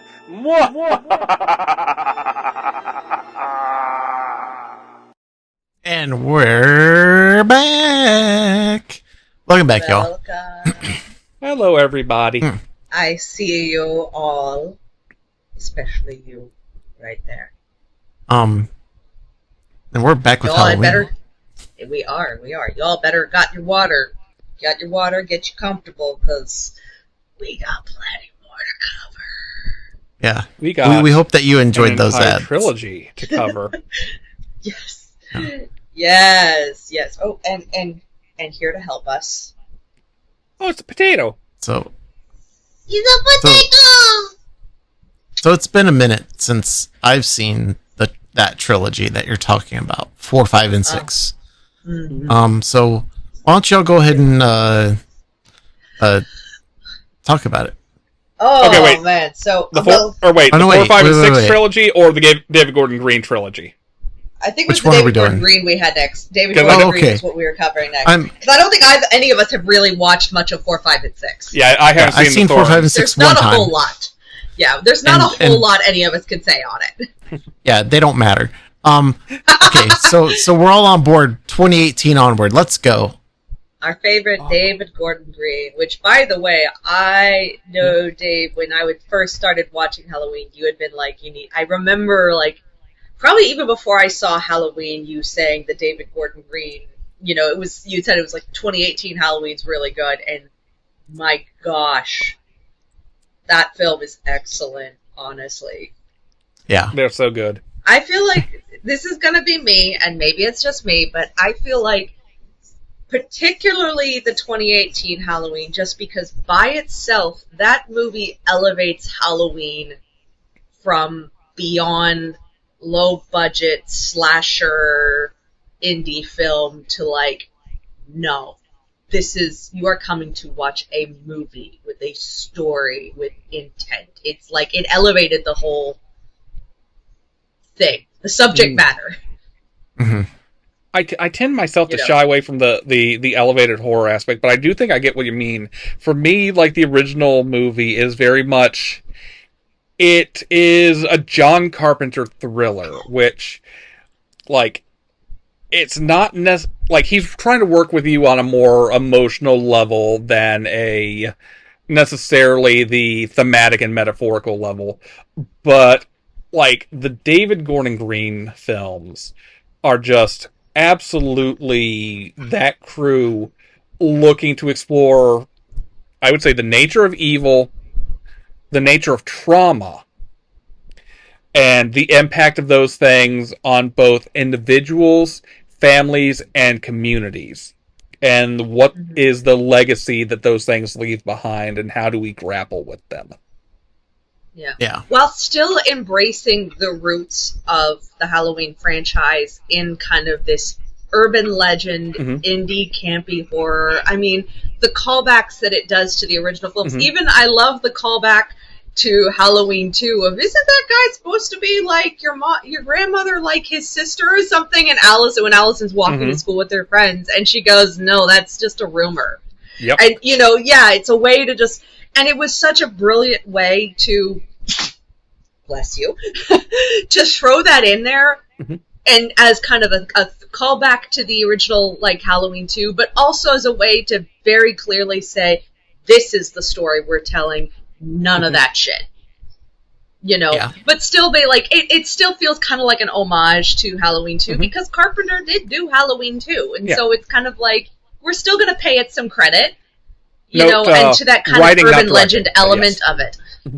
Yeah, but to that urban legend element of how urban legends can become part of mythos, but not everything is accurate to what the actual story was. So it's sort of a, what if Halloween, the stuff that took place, how would that shape a small town? That's small enough to kind of have that sort of urban legend lore that everybody knows, but not be so small as to be, like, isolated. So, super fun. By the way, this is a little fun fact, story time, because it was so funny. Long before I even thought about watching the Halloween films, I was on like Facebook or something, and periodically you'll see like a clip from a movie, and it was so funny because this was probably like something like 2019 or something. So I hadn't even considered watching Halloween yet, but I was doom scrolling, and I see this scene come up that had me curious because it seemed like this sort of lofty, suspenseful almost science fiction-y scene in terms of this is my impression, because you'll know what scene I'm talking about immediately. Because my first impression though is, there's these two British people talking with this scientist guy in this sort of weird checkerboard area with all these people in scrubs, and I remember seeing it, and it was so funny. I have never seen a single Halloween movie at the time. Literally had not watched a single one, had not watched any of them, and yet for some reason as they were going through, and when they got to that moment where the guy was talking to Michael, and again, you kind of knew Michael Myers as a name associated with Halloween, but again, really didn't have enough connection to maybe, knew nothing otherwise, and I remember thinking, this must be a Halloween movie. This must be a Halloween movie. I don't know why, but the way the scene set up, and this was with no context for how, the story of Halloween, and how, you never see Michael's face, or any of this or that. I really knew nothing. I knew just enough to be like, this is it's the Michael Myers mask. Oh, but that scene was the one that kind of clued me in. Probably was the first clue into 2018, but it didn't really make that connection until later. But that scene still stands out to me as being... Is that the opening scene with the podcasters? Scene. Yes, at the asylum. And I actually think that scene is brilliant. It is a brilliant way of building up the tension around Michael. God, when all of the patients and the dogs start freaking out the moment the mask is brought up. Yeah. And that was a fun scene. It brings up that element. It's like all you needed to establish kind of some of these players, but also bring up this supernatural element to make the audience immediately question, okay, what is is it evil here? Or is it just one bad guy? Is this the nature of evil at work? And that scene did it beautifully, and it's so funny because in most other circumstances the film is so grounded in looking realistic that I'd have said the look of that asylum was a little bit too abstract, but it honestly works because it gives this otherworldliness of here's a place that we put these people who are criminally insane and they can't be anywhere else, and this place doesn't really visually make sense, but whatever we do to work with these people, but it heightens that level of sort of abnormality. There's just that dream-like feel to that.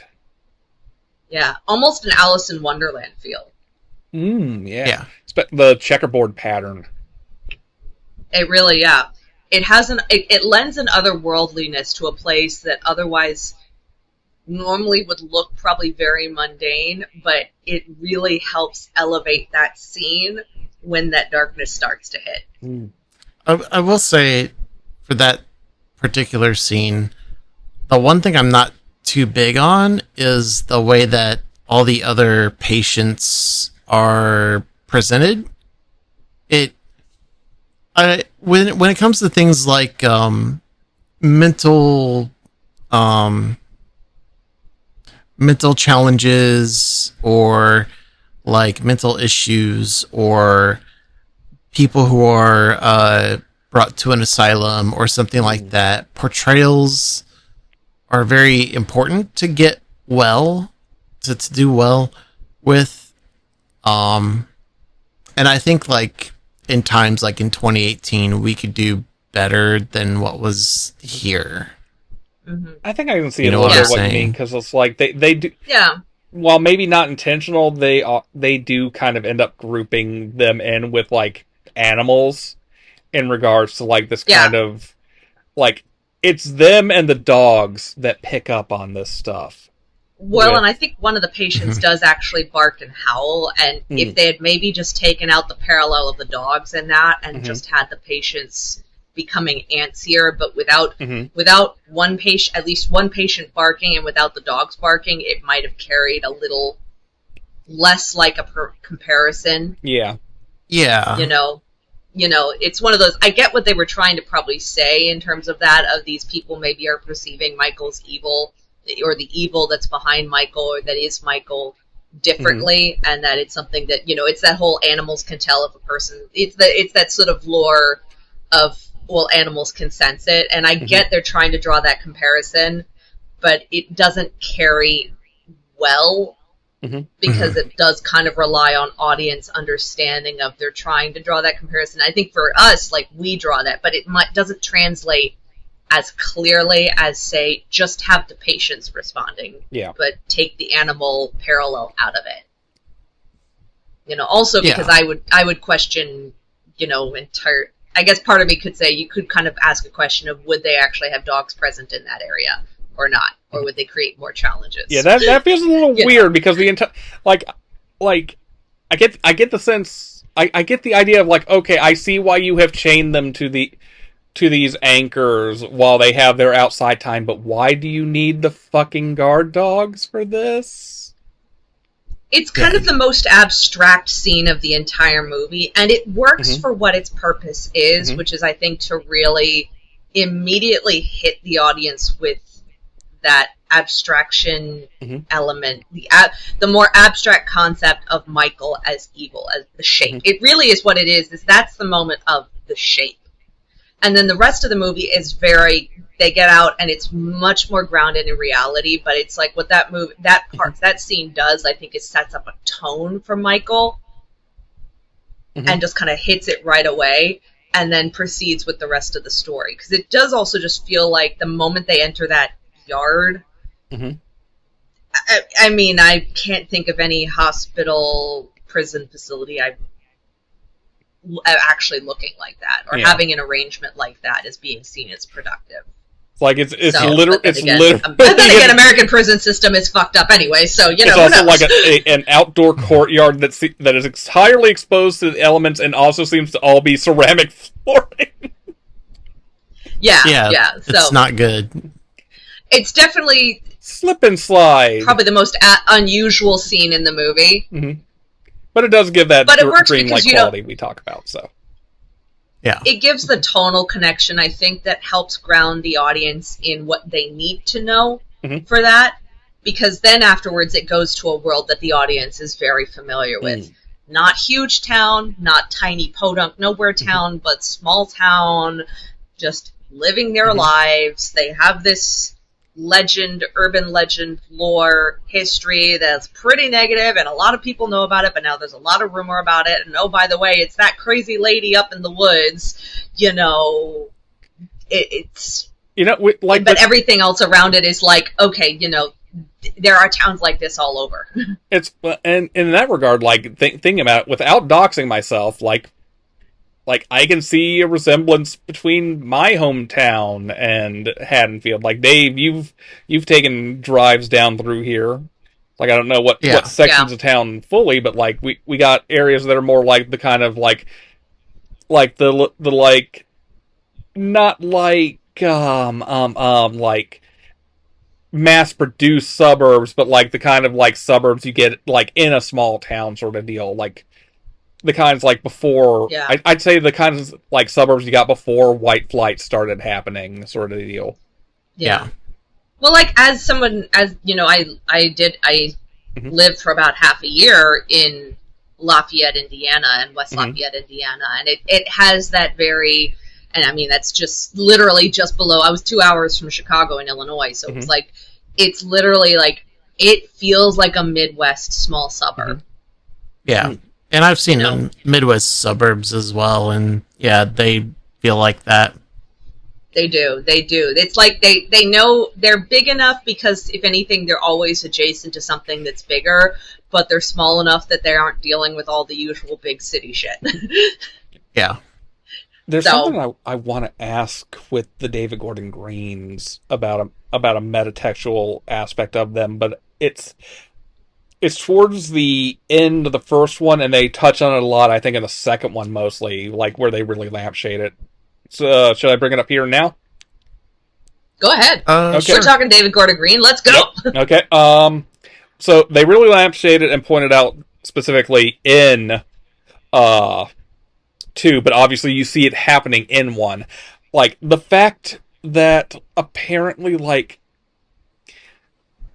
Michael's not being like drawn supernaturally to Laurie. It's a manufactured encounter. And the first film, like the first thing they want to do with the podcasters is, we want to put you and Michael together. And Laurie's like, fuck no. And then you find out the doctor who has been was leading the transfer, that he actually arranged the whole accident and arranged Michael's escape because he wants to see Michael acting in vitro, as it were, so he can finally like get this forbidden knowledge he sought, and like that he is specifically concocting trying to bring them together. And so they talk about that in 2, like no, this isn't some fated thing that was destined to happen. This is something that men were creating to happen specifically. They were trying to bring you two together for their own wishes, their own aims. And there's like, I'm just imagining there's a metatextual element there about the franchise as a whole, right? Like the fact that so much of this franchise always goes back to, like, even the way they pitched this film trilogy to begin with is Laurie and Michael again, Laurie and Michael again, Laurie and Michael, Laurie and Michael. Mm-hmm. What do you think? Partly, and in part, and not by. I mean, it kind of makes sense because also in part, look at how excited audiences have been and consistently are for Jamie Lee Curtis being involved. And this is not meant as a criticism to her. She has shown she can perform wonderfully, and she's wonderful at building that dynamic against the Michael character. And so audiences love a good character, and especially an actor who's good at a character. You know, I think it's fair to say that one of the things that's hard, and like, okay, you know, citing the Rob Zombies, is since they're trying to just retell the story, they have Laurie Strode, but it's played by a different actor. It's not the same. It's not the same. It at no point does it really feel like the same, as it's not. Jamie Lee Curtis made Laurie Strode what and who we know as a character. So yeah, it is kind of, in a way, you're right. It's sort of pointing to the fact that audiences keep gravitating back to that when the whole thing in the first film is really, what reason did Michael actually have to target her? He just fixated. And it's like, if we go back to 2 for a second there, like, again, like, Carpenter is on record as regretting writing the whole conceit of, he's her secret sister. Oddly enough, that brief flashback to her memories as a little kid is probably like the most Carpenter feeling part of that movie to me. But still, yeah. I mean, he regrets doing that. It's a sort of like, okay, so we can disqualify that because even Carpenter didn't like it. Yeah. Didn't like that he did that. So in that regard, you look at the first film as really being, there is no explanation. Michael just picks these people. Evil and exists targets in this world, and sometimes you get fucked by it.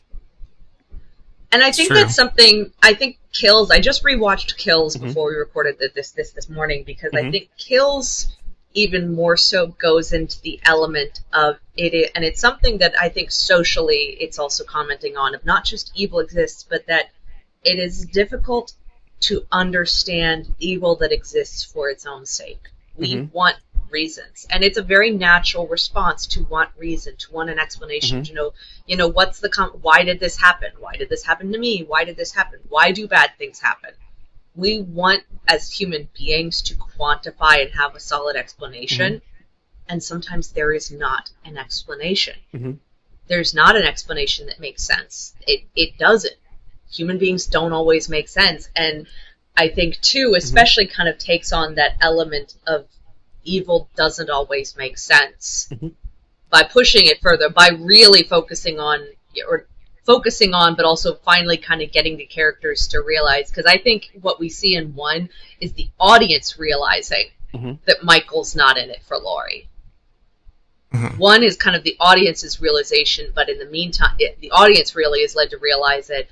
Meanwhile, the character's journey is focused on the generational trauma and impact of what's happened to Laurie, of how that is carried on and impacted the other people. Two, the characters are starting to realize this doesn't make sense. And it's like this isn't about Laurie. Like, I think of the part in 2, and it's such an interesting one where it's like, again, it's where the sound design really helps it. They turn down the audience, not the audience, they turn down the people. So you're really just left with the music, and you see the poor prisoner who's sitting there terrified. Karen's tried to get him away from everybody, and she's looking across over at Tommy, and you can't even hear them. You can only see them mouthing at each other. And if him finally having enough of Tommy finally pausing long enough to realize Karen's saying, that's not Michael, that's not him. And like the horror slowly dawning in his face. Yeah, the horror in Tommy's face as he realizes this mob will not stop until they have blood, and that he created that mob. Yeah. But that somebody innocent is about to die. Yeah. Or somebody innocent of the crimes thereafter. I mean, this guy was in like a, Institute for Criminally Insane People. We don't know what he did. He may have, just for all we know, just been one of those. He caused some things that got in the way. My impression of poor Figaro guy, because that's he's the Figaro guy, is that he brushed with the law and clearly was not capable of functioning outside I feel like in normal society, but probably was brushed with the law much more innocuously or much more unintentionally than like, Michael, I'm going to go murder people. My understanding, I feel like what I remember from him watching it last night, they don't really elaborate on it. It's like, I think, like, he's mentally ill and did some misdemeanors, basically. But he's not in a state that he can live on his own in society. That's kind of the explanation I draw from it. He's at a place for criminally insane people, and the first time but he's not. It's not. This guy is one of the true people where you go, but this guy is probably really not a criminal. The first lines he gets in the film, this is the way the law works. The first lines he gets in the film are "Help me." Like, it's hard to hear, but I had the subtitles on, and he's literally asking for help when he gets to the hospital. It's the only time he says anything that's essentially coherent, is to ask for help. And, I mean, that whole sequence in Kills, to me, is what really sold me on going back and watching the other Halloweens, too. Because, and in some ways, it's why it probably works that the first Halloween movie I watched was Kills, because to me, I was so drawn to this level of storytelling that wasn't just this, but that they were really going into Michael's evil, but look at what the town created. Look at what was created in this town, because they let themselves fall to this level of fear of Michael. That they fell prey to their own fear and anger at trying to understand what's going on. And I found that to me that scene was really, really powerful. Kind of like also going, back in, in the first Halloween film too, gosh, my brain's blurring it all together. Especially when they get to the cabin and it's Lori and her granddaughter and her daughter, and they're all there, and you're seeing 3 generations of women who have all been shaped by Lori's trauma. Mm-hmm. And there's some level of sort of like feeling justified as the viewer because, Lori's being proven right, her paranoia is paying off. But also seeing that just because her paranoia helped her doesn't change the fact that her paranoia has shaped literally herself and 2 other generations of women. And that other people have suffered in the crosshairs of it.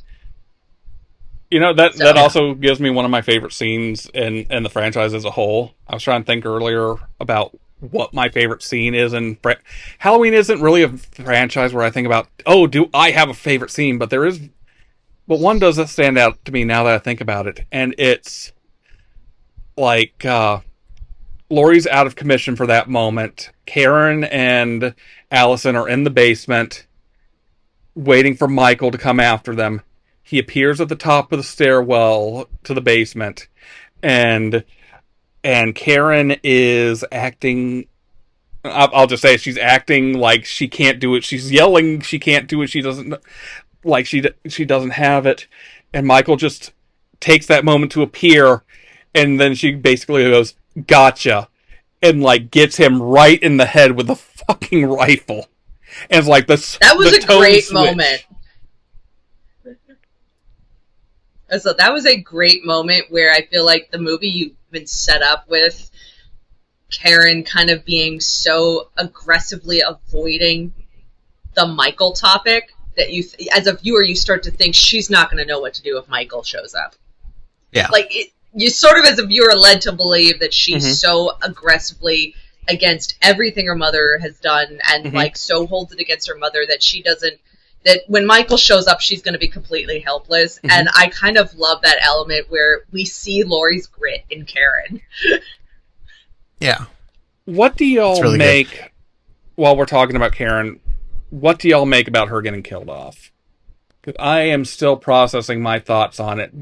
It's like, I will regularly spoil myself on horror movies because I am a chicken shit when it comes to watching horror movies, so I need some preparation ahead of time. So I knew about the death, and reading about it left me with a negative taste in my mouth.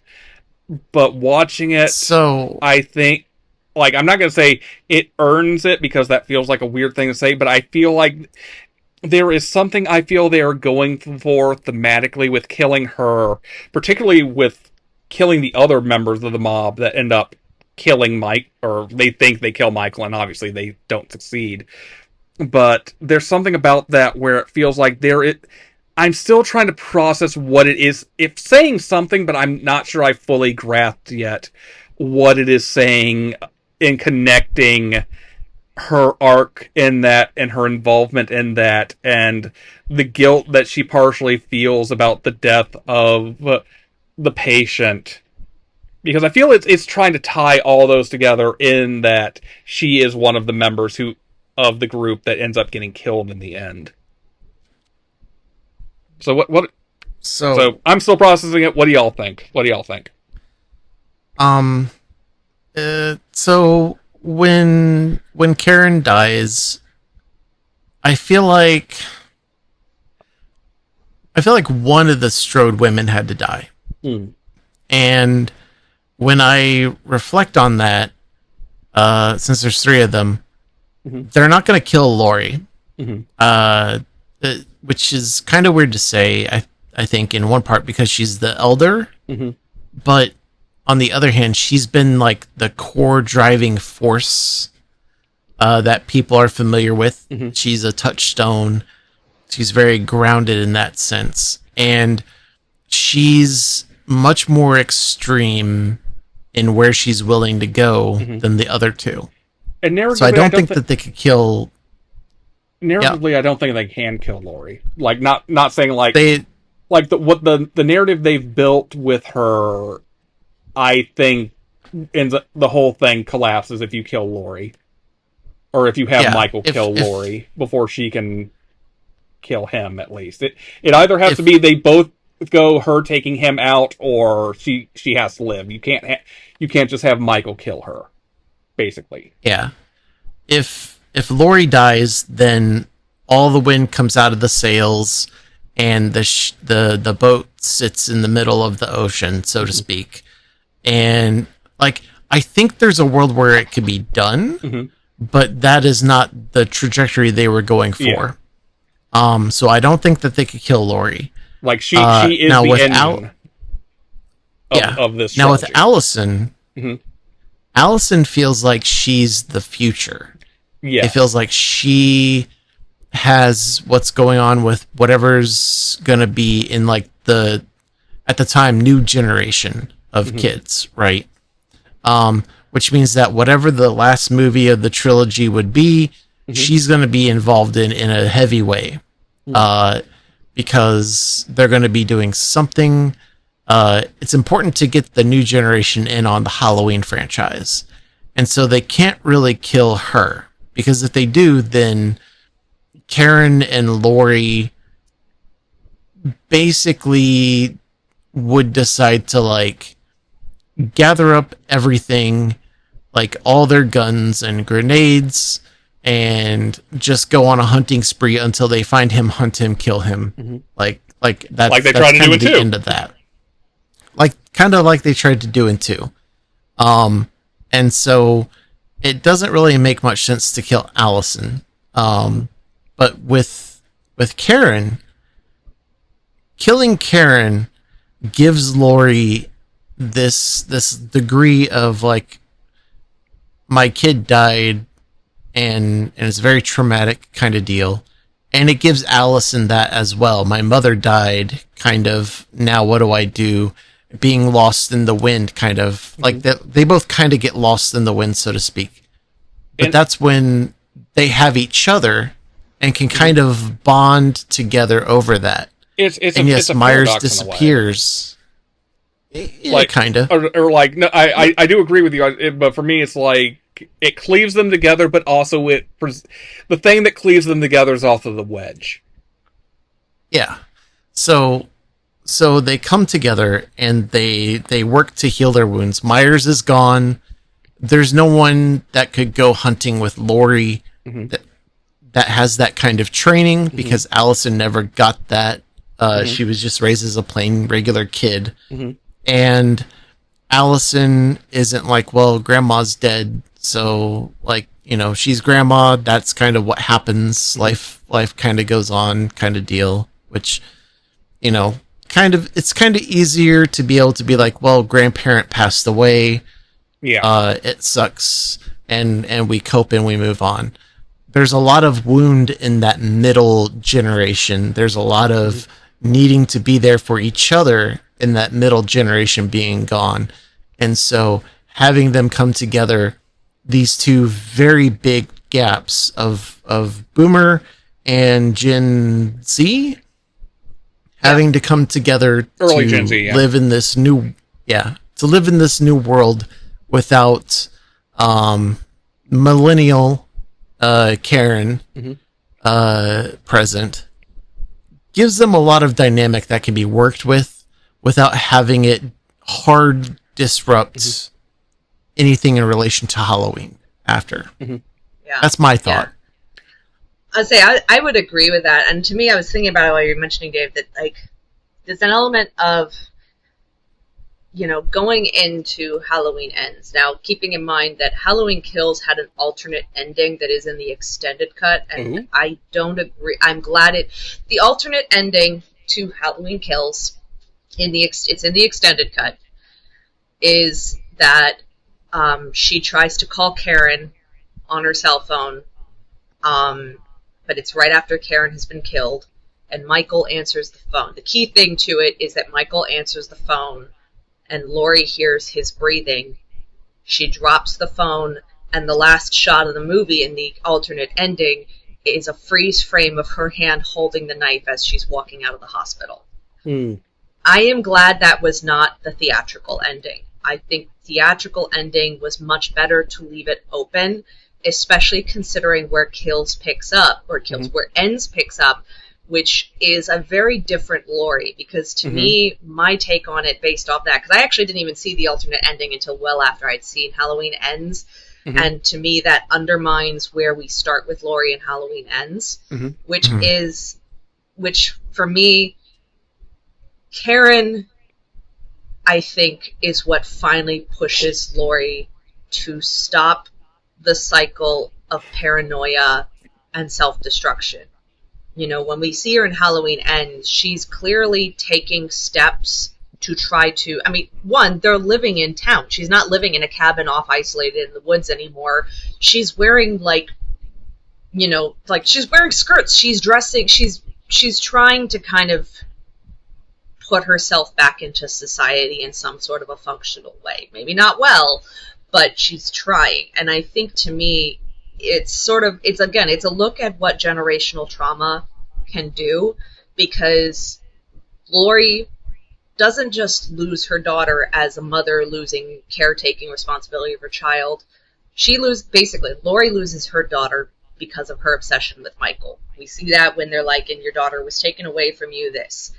Karen tries so desperately to avoid it that she doesn't really deal with the trauma. Frankly, Karen goes too far the opposite direction and tries to basically deny everything. She doesn't actively deny, but sort of emotionally tries to deny that whole part of her rather than dealing with it. And so results in an extreme, and as you pointed out, she becomes part of the mob. She basically, by kills, is being as obsessive as her mother was, because now my mother's been hurt. The thing my mother said is actually there, and I'm also trying to protect my daughter. And so she becomes obsessive just as much too. She's the first one to say Michael's going to go after Laurie. She's the first one to say he's coming for my mother. When Tommy comes in, is like, Michael's this. She goes, he's coming here. He's obsessed with my mother. It's actually Karen who kind of puts it out there, and to that extent. So he never does. But her own obsession, she becomes obsessed with Michael, that it causes the unfolding of the events that take place. So in that regard, she becomes the final, like, she is that last member of the mob, and Michael wipes out the mob. And in that regard, she is it. But it's also her obsession she loses herself to her obsession, essentially. Mm-hmm. And it leaves Allison, who, it is, in looking at generational trauma, it's Allison has had the most balanced perspective on her grandmother and her mother and the trauma. Like, Allison seems to have the most grounded take on it. She knows her mom doesn't want to engage with her mother in the first in the 2018 movie, and yet she does, because she does care about her grandmother and sees that this woman is hurt by trauma. But she also recognizes that her grandmother has made mistakes in how she does it. And I think, the fact that she is kind of trying to push her grandmother to come to the family gathering, be part of the family.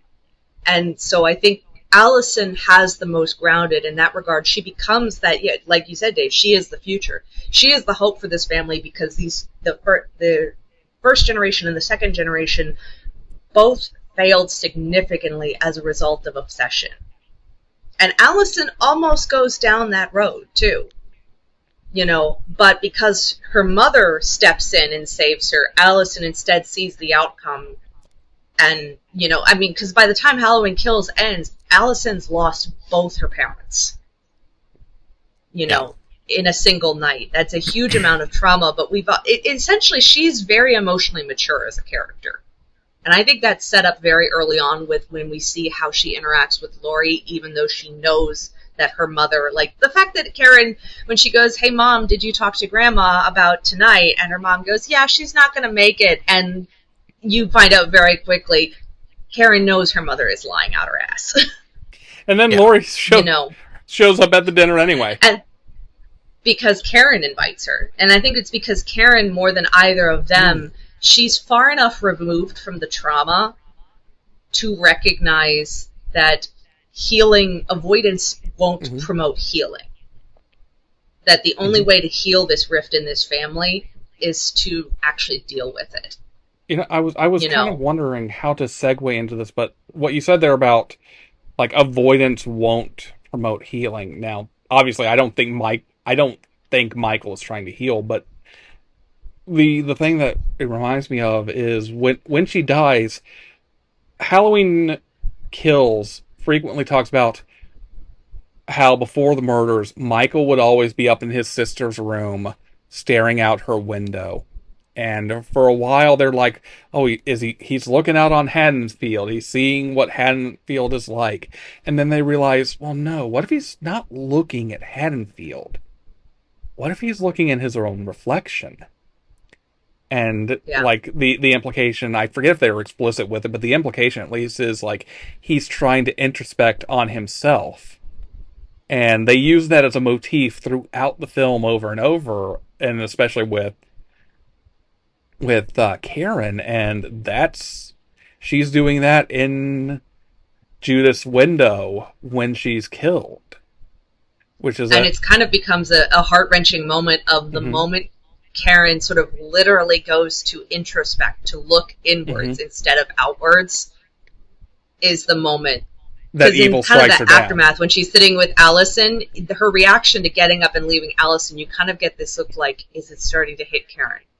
Is it starting? I mean, because she didn't have to stab Michael right before then. Tommy tells her, "We'll take care of this. You can go." That's right. Right, she does. Yeah. Tommy basically gives her an out, and she chooses to instead take action. Part. And in that regard, him going after her at that last one is called, you took part in that mob. You will now reap the consequences of that mob. Yeah. You know, because she fed the mob. She helped them. She lured him over there. But the real culmination is that she took killing act. She stabbed Michael. She kind of hit that final blow. And the thing that also occurs to me is, like, in kills, one thing we talked a lot about, like, why does Michael do what he does? And the way people talk so often and so much about, like, Michael Laurie, Michael's fixated on Laurie, Michael's tracking Laurie, Michael's stalking Laurie. And as I mentioned before, like, he doesn't come looking for her at the hospital. What they find is he's making a beeline. His murderers are making a beeline for his house. And what you get at is, like, Michael's just doing this for Michael. Whatever the reason is, it's just purely fucking internal to Michael. Whoever is in Michael's way, Michael will take out, and then he will go back home. And home almost animal-like, a level of where it's just instinctual. He's not acting on really any given thought, just on an instinct of kill thing in way, go home. Hunt, go home. And we get a parallel with that, too, in the next one. Because, like, I think we can debate a little bit. Not, like, just among us, but I mean, those of us watching the David Gordon Green films, we can debate to what extent Corey is infected. I do think they try to make it seem like he is being, like, almost supernaturally infected by the evil of Michael here. But it's all for the metaphor of the thing. But, like, once that's happened, one of the things he starts doing is going back to the Allen home where the boy died. Because for those who haven't seen Ends, the start of Ends is the year following the events of 2018 and Kills. Is that Corey, what's his name, is babysitting this bratty little kid for the Allen family. And we're established right there at the start that he likes to play really crappy spookum pranks on you. Like, he'll pop out of nowhere. Shitty. It's a really shitty kid who acts like sweet and innocent when his parents are in the room, and then is a little asshole turd as soon as they're out of sight and mind. And, like, even with them, he'll do it a little bit to his mom. He'll put on the scary mask and pop out and scare her, and so on and so forth. And then, but he still plays sweet and innocent with his mom. He does. It's definitely a toned down version of what he really wants to do, which is he sets up a whole convoluted fucking thing where he makes Corey think he's gotten abducted. Like, he disappears from the room when Corey goes to get some chocolate milk from the kitchen. And so Corey's looking all over for him, sees the doors open, goes out, looks there, no kid there. And then I think the kid starts making sounds upstairs like he's being attacked. So he rushes upstairs. Sounds like they're coming from the attic.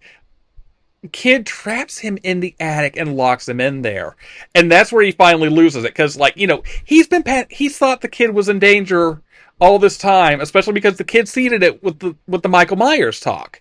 It's like he directly brings up the boogeyman, and he's planting the seeds of what he's going to fuck with his head with.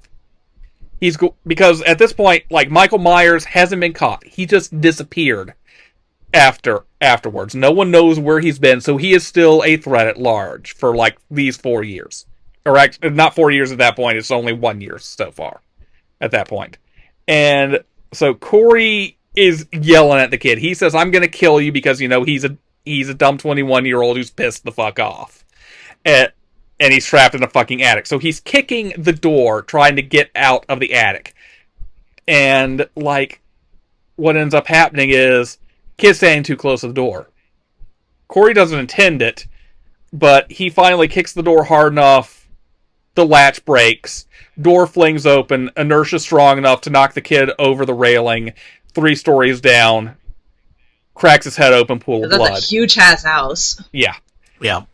Yeah, and it's as the parents walk in. Yeah. And so Corey's arrested for remarkable aggravated manslaughter, but is released on it because of the circumstances. But the kid's mother is convinced that he does it on purpose. So that starts turning him into a local pariah. Everyone thinks he's a psycho who killed that kid. Even though it was unfortunately he can't escape the consequences of he is directly associated with the death of a child, and no matter how innocent he was in those circumstances, which is what's the tragedy of it, is that kid really set himself up to get hurt. Yeah. And, Corey didn't know the kid was behind the door. He was just trying to get out of a room, because realistically also, there's a safety factor. You're there to watch over the kid and you're locked in it. What if something actually does happen to the kid and you are locked in the attic? And so he's already a broken in that lock is a small price to pay.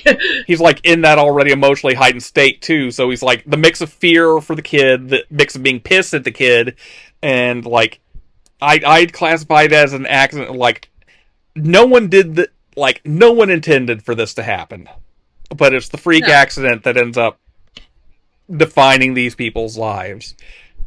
And so this is the kind of kid who, frankly, probably pulled all sorts of shit at school too, but then would sweet face his way with his parents too, because the parents clearly don't realize that their kid has a malicious. They clearly do not realize that they have a malicious prankster as a kid, or at least mom doesn't realize it. And so, like, to get back to this whole thing, like, once he's infected with this whole thing, once he starts going down, as they put it in the film, the dark path, once he starts giving into the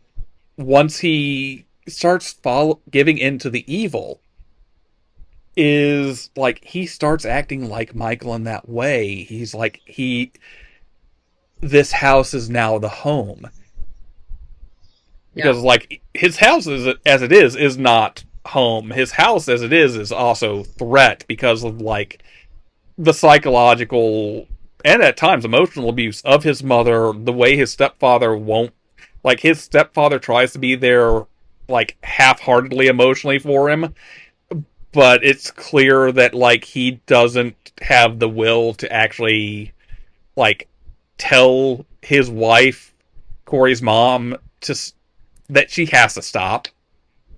That she is hurting her own son doing all of this, because she both can't let him go and she doesn't want to let him go, and any attempt to let him go triggers a severe emotional breakdown for her. Yeah. And so his home is like, this is the place that Corey was reborn, like it or not, for him, is the Allen home. Yeah. But it kind of becomes a look at, if anything in a way becomes a look at what societal trauma looks like. Absolutely. Because this town is in a state of trauma. One, because they still don't know what's become of Michael, but he's disappeared. But they're trying to move on with it. Yep. But the paranoia surrounding, a freak accident, and now the whole town rejects this kid. And in that regard, it becomes there's Michael on one side, and on the other side is Allison. you know, because the relationship he forms with her, where it's like, here's somebody else who, again, Allison is able to look more objectively at this people, and she can look more objectively at him. And I think it's where it comes back to her character is shown to have an emotional maturity that a lot of the other characters do not have on quite the same level, because she recognizes that this isn't a bad person, but this is a person who fell into bad circumstances, and now society treats him badly as a result of it. And it's like she's and also, I mean, even like she's the, also bearing even like some the of her grocery trauma, store too. scene with Lori. Yeah. And again, she's basically got the healthiest responses, even if she's still trying to work through it, which I think lends itself to looking at the story as also the complexities of trauma. That, you know, it's easy to say trauma, just one and done, look aside. If anything, like H2O, another, like, let's fast forward and Lori's got trauma, but H2O does not do as good of a job, I think, doing it. She's too well adjusted in some ways. Now, 2018 takes it a more extreme route, but it makes a little bit more sense because you don't get the impression in H2O that Lori's gone and gotten a ton of psychiatric help. I can't remember much about that film. So maybe they said she did go to a therapist, but I don't get I don't remember that really being a thing. In fact, I vaguely remember being like, okay, so Lori is just magically okay and well-adjusted and went to college and is doing all this, even though, like, her best friends got murdered, and she almost did, too. Like, come on, people! You know. So, it's like, you're gonna have some emotional damage from that. And, again, Allison is removed enough to kind of recognize, I think she recognizes, in some ways, she recognizes some of her grandmother and the way her mother treated her grandmother, I think, in Corey, of that becoming the pariah because of you're associated to this thing. And, like... regardless of what your actual role in it was. And also, like, thinking about the societal aspect, it's interesting going from the bloodlust violent mob of kills to things haven't improved in ends. As we noted, like, it's just that it's shifted. The evil is like the evil manifests in the community through the bloodlust, and like, yes, to an extent, it makes sense. They want to kill Michael. Michael is a clear threat, but what it's doing is it's filling them with a ravenous bloodlust that's clouding their judgment. That's making them rush into violence. They're not going to accomplish what they want to accomplish. They're going to hurt innocent bystanders, trying to actually tackle the evil. They keep shouting "Evil dies tonight," but they're mutating it into a new form. It's spreading in a new way, and then it doesn't really go away. Like, it's not the clear bloodlust anymore. But look at at so many of the Haddonfield residents we get to see in ends. Everyone's a fucking asshole to each other anymore. Everyone's just the worst possible versions of themselves they can be outside of, like, Allison, Lori, Lindsay. Lindsay, thank God, surviving the events of Lindsay and Frank. Frank. Yeah. Frank is Frank is still good, and Mr. I don't know his first name, Mr. Allen, the father from the start of the film. It's like, oh yeah, because he's the only one who really tries to, like, bridge back to Corey and, like, recognizes my wife's being. He may be the only one that may have had any inkling.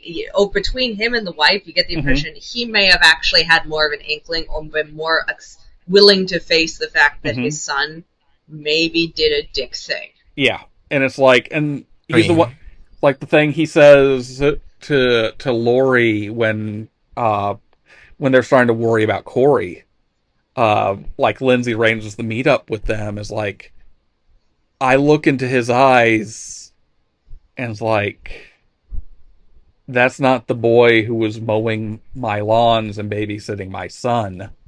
Like, I know he didn't kill my son on purpose, but that's not him anymore when I look in his eyes. Yeah.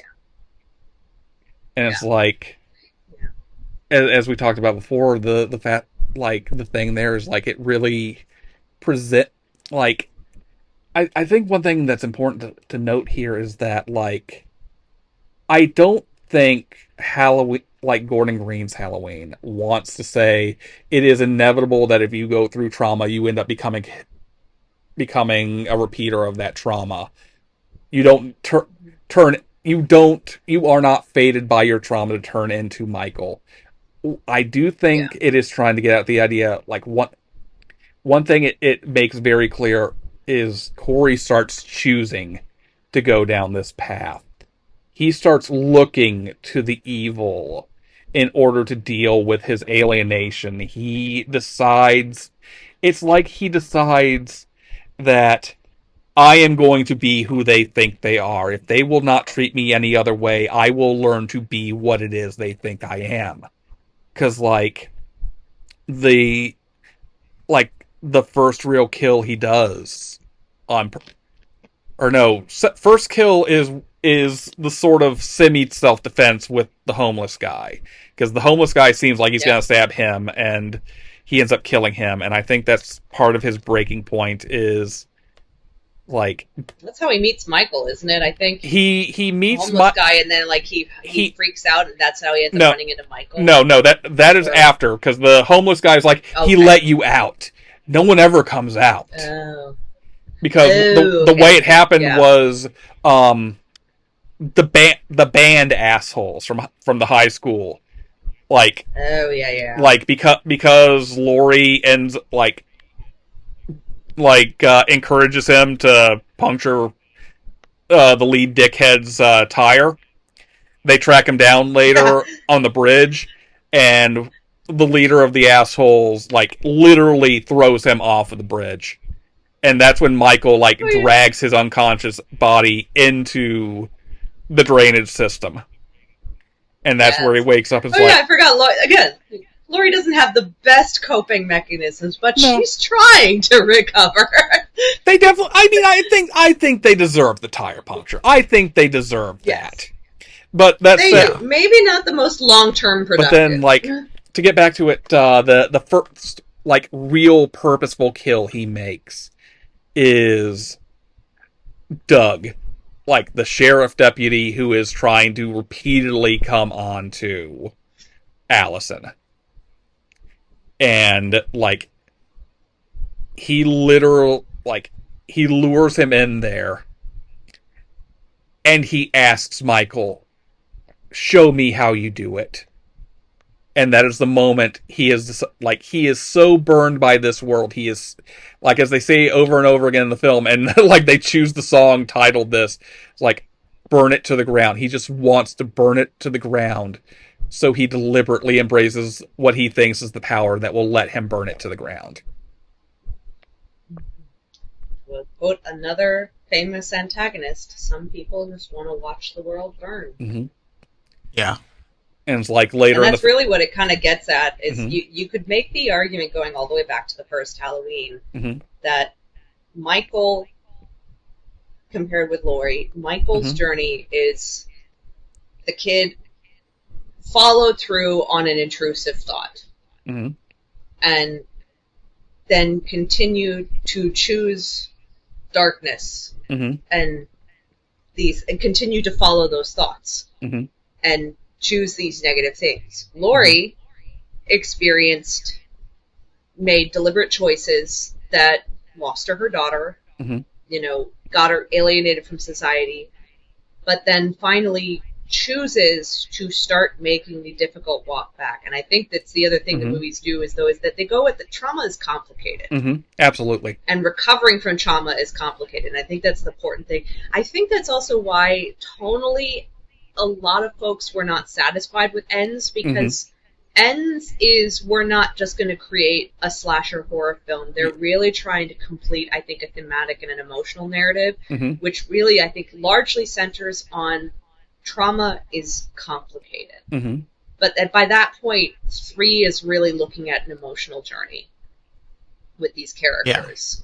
And that's not something that's going to lend itself to a lot of action. Michael becomes much more of a catalyst and sort of the catalyst where he needs to be to put where needed to be able to push characters like Corey to what they do. Exactly. You know, culminating in, of course, though, what I would say, an ending that was, well, let's put it this way: the wood chipper definitely got my attention. Oh, yeah. I was like, well, that's one way to guarantee he ain't coming back. I'd say that's a little more than a wood chipper at that point. That's an industrial like shredder. The simplest way to describe it was a really fancy wood chipper. But the element that, like you said, the townspeople are all assholes because trauma's complicated and trauma shapes people.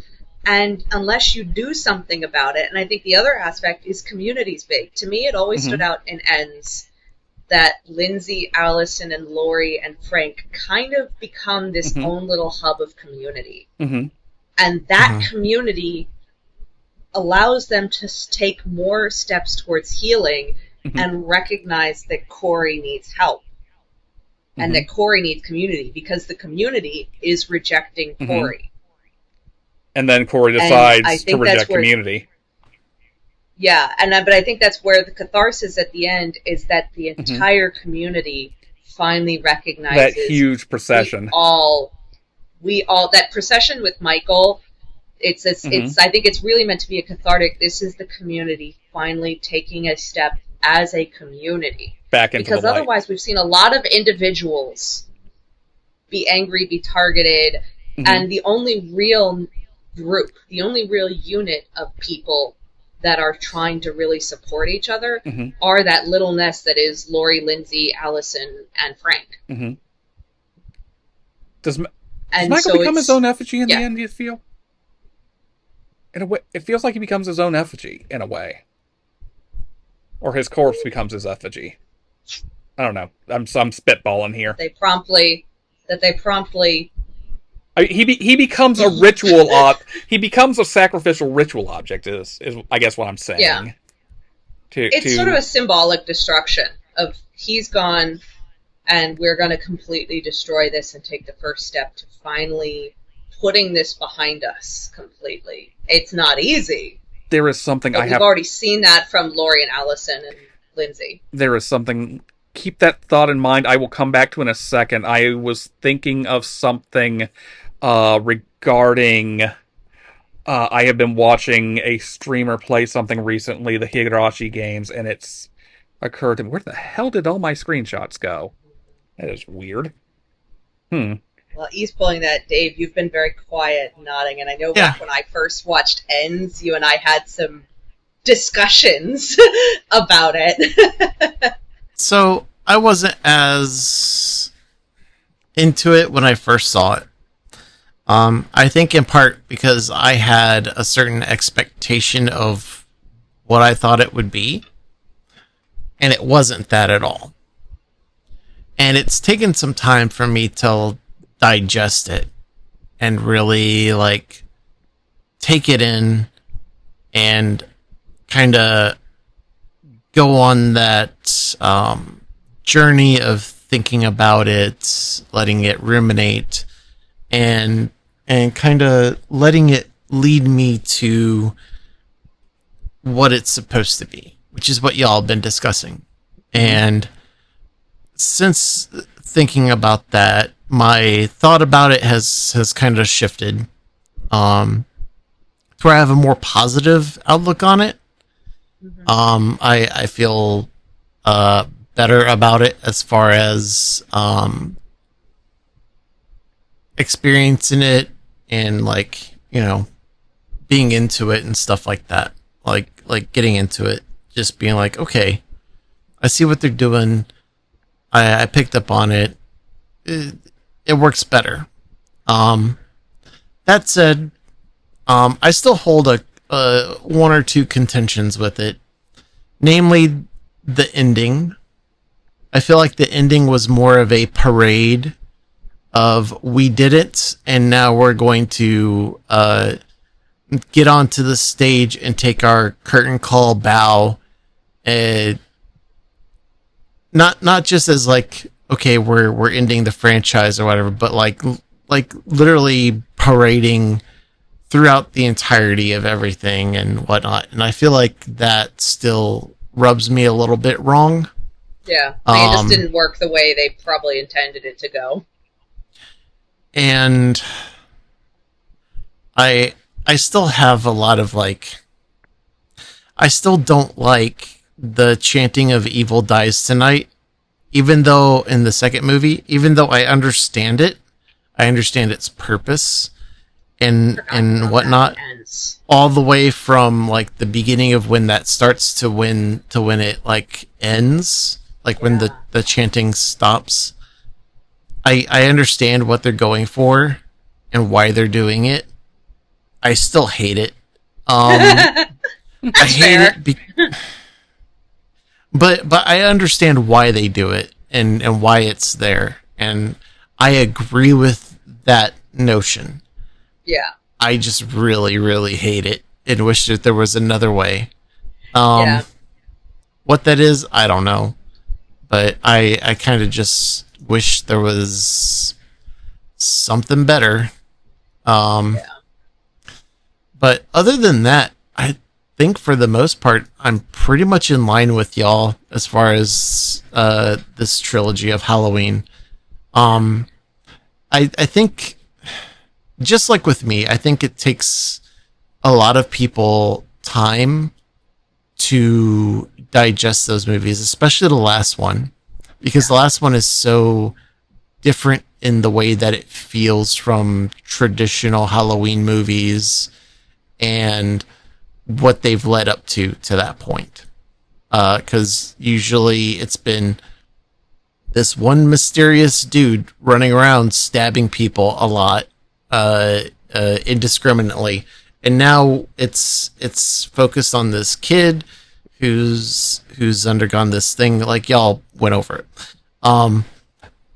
So they're very different, but they make sense when you take the time to kind of just take it in, let it simmer, and explore what it is they've been going for. And I think that now, people who saw those movies initially, going back to it and like thinking about it a little, I think it would click in place for them. Or for a majority, I think it would click in place. I don't think for everybody. I think some people are just not gonna pick up on it. They're just gonna say this movie is garbage and it sucks, and that's a shame. Yeah, well, and I think there's something to be said for what people kind of have come to expect for Halloween, and I'm sure it's part of what contributed to people looking at kills, and then especially it ends with more negativity, is we were looking for a Halloween movie, but that's by the standard of definition of what we have kind of had up until now, which is not as emotionally narrative, maybe, as some of the others. And also marketing. If you know that, people come to a Halloween movie, we sell it this way. I don't remember a lot of the advertising for Ends, but, I do remember there being a lot kind of focused on Laurie and Michael in the advertising, and knowing that a lot of companies do outsource, or a lot of production companies do have other groups that actually handle their advertising and trailers. There is something to be said for, could this have been advertised differently, or was it sort of a catch-22 of this isn't going to be a Halloween film the way people expect a Halloween film, but, was it that, but we can't sell a Halloween film without putting it towards the people who normally have supported a Halloween film. Kind of a damned if you do, damned if you don't. If you sell it to one market, you might lose another, but you sell it to the other market, and you might not get any market because people will go, it's a Halloween film, I'm not going to watch that, Well, I think that I don't know what their marketing was like either. I can't really speak to anything like the trailer, but if it did, and this is just pure speculation. Yeah, speculation, yes. If they did, because I know I'm interrupting. I don't want to go back and watch the trailer again right now. If they advertised it as a Halloween movie in the sense of the traditional Halloween movies, and not what Ends is, Yeah. then it's just them not trusting. I say them as in the studio, not trusting their audience. Yeah. And it's the same thing. This is an example I will always go back to. Crimson Peaks Yep. with Tom Hiddleston. That's Here in a very good America, example. yeah. Just so people who may not have heard previous mentions of it know, Tom Hiddleston and Crimson Peaks. That was a movie that was supposed to do really well, and it should have. I've seen the movie; it's fantastic.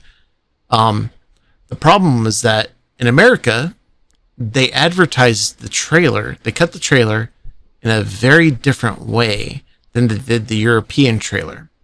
The reason is that they didn't think that Americans would want to see Crimson Peak if they were honest about what Crimson Peak was, which is a gothic romance. And that's a very different film than what the trailer for America was, which was a horror film. Yeah. Not the same thing. The European trailer was spot on with what it was. It was honest about what it was. But the American one, it wasn't at all. Yeah. And I think that's the same thing I saw. I felt like my experience was with Event Horizon, where the trailer I saw, and that was the primary trailer for it, was much more suspense, sci-fi, suspense thriller, a little horror, and much more akin to Alien, like the Alien franchise. I did not expect something that was a lot more body horror, haunted house, basically haunted house, body horror, disturbing, and that completely threw it off. And I knew I was definitely on the money, because I recently, after over 10 years, went back and watched Event Horizon again, barely remembering much of the plot, but knowing this time that it was not going to be, knowing that it was going to be a disturbing horror more than it was going to be like alien horror.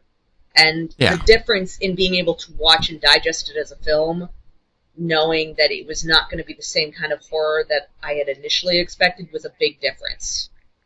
You know, because I don't think it was well advertised. I think the advertising, and I've talked with other people who've had the same experience, where the advertising leads you to think that you're watching a completely different film. Yeah.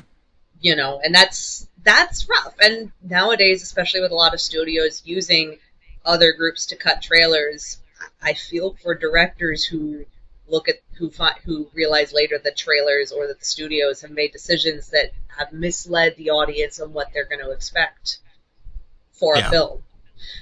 That's a rough spot to be in, you know. And I think that's you know, and again, I don't remember a lot of the trailers, but I do remember a lot of heavy emphasis on Laurie and Michael final showdown.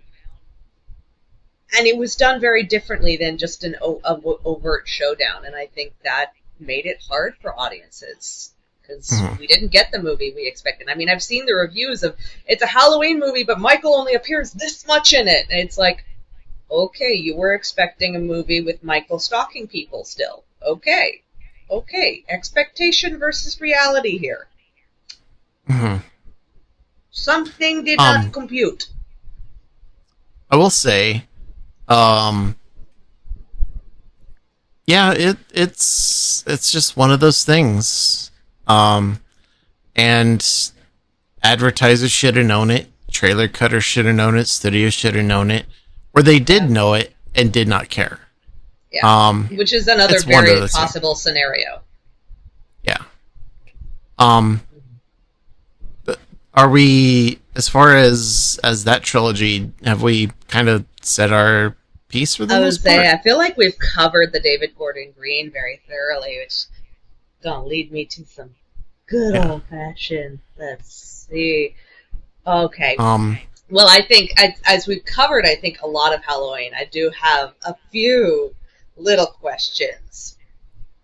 And I also have one more thing that I want to get to that kind of hops off the movies. Okay, but, go ahead with your questions first. First of all, after all this discussing of Halloween, and across different iterations and everything, I am curious of favorite character in Halloween that was not Michael or Laurie. Favorite character in Halloween? And across the Not franchise. Michael or Across the Laurie. franchise, not just the original Yeah, film. yeah. Across all of them. Because I think we've tough. highlighted a lot of very interesting... There are a lot of really interesting characters. It's just there's so much focus on Michael and Laurie. Yeah. Well, they're like the big centerpieces. They are. Favorite supporting character, I guess we could say. I think it'd be too easy to say Loomis, so I don't want to say him.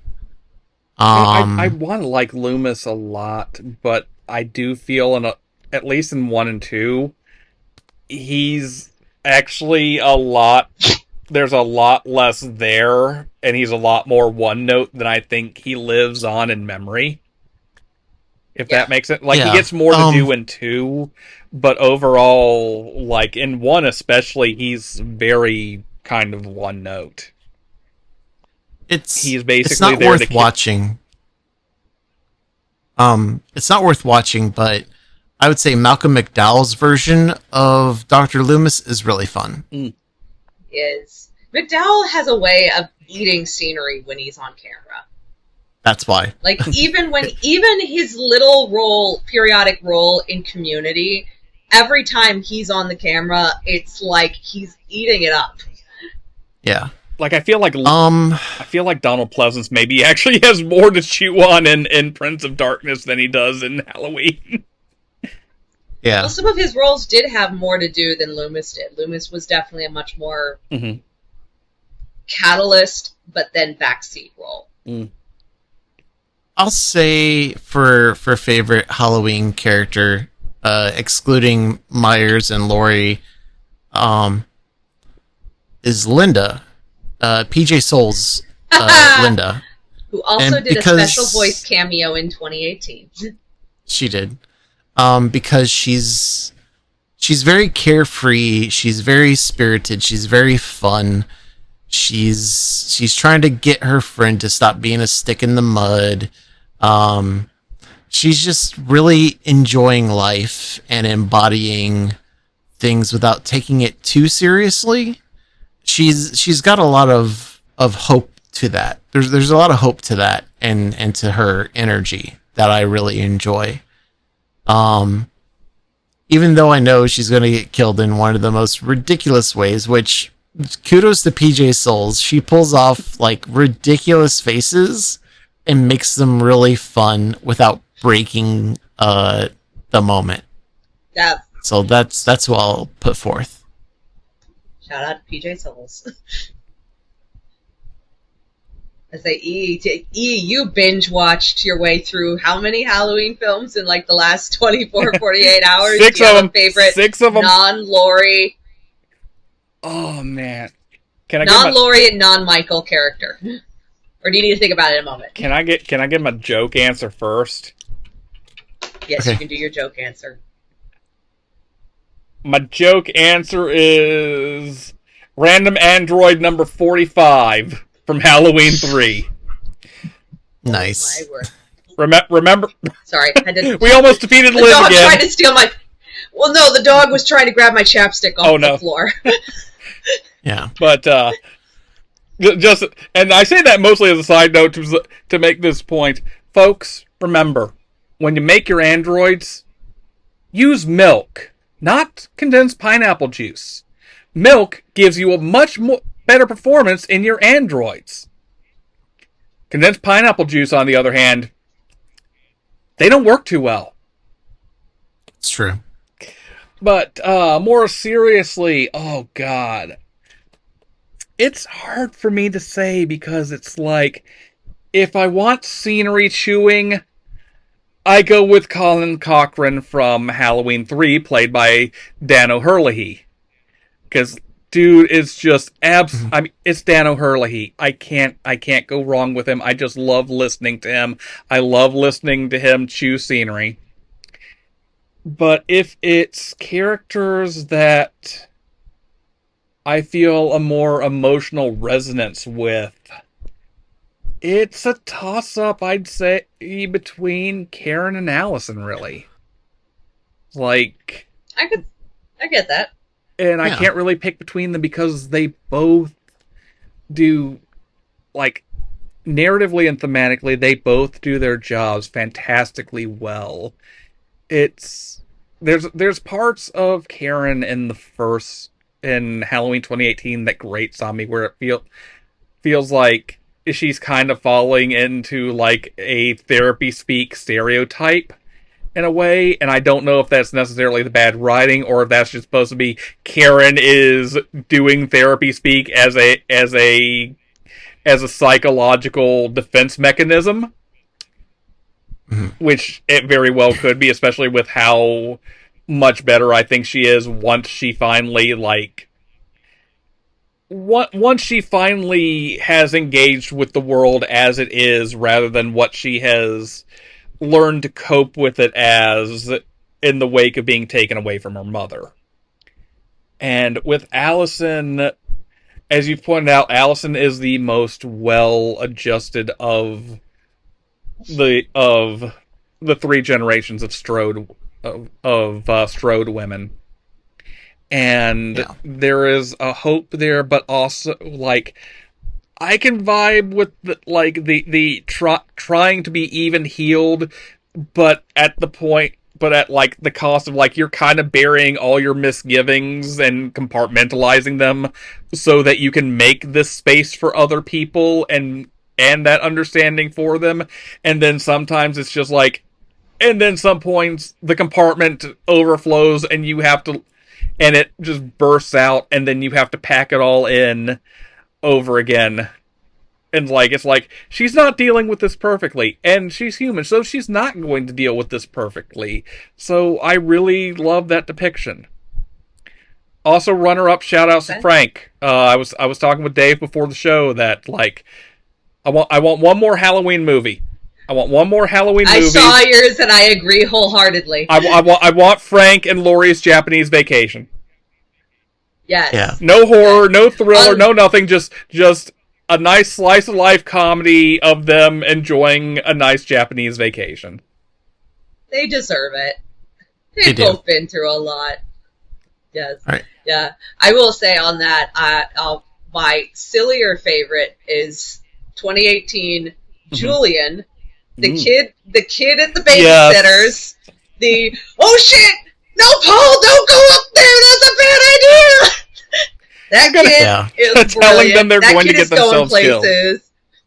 That kid is the most. What I really love. The other thing I love is, even though you only get him in a news report on Halloween Kills, is that the other couple who realizes that's on their street, they go that the guy goes, "Hey, it's that little asshole kid across the street." So Julian's just this little brat asshole kid, and I love him, and he's great. And yet, there might be someone like, "Oh, it's coming," but I'm like, but there are going to be people who have that response, and his is very justified. Also, that kid knows when shit's hitting the fan and knows when to get himself the fuck out of there. He is genre savvy, as the tropey term goes.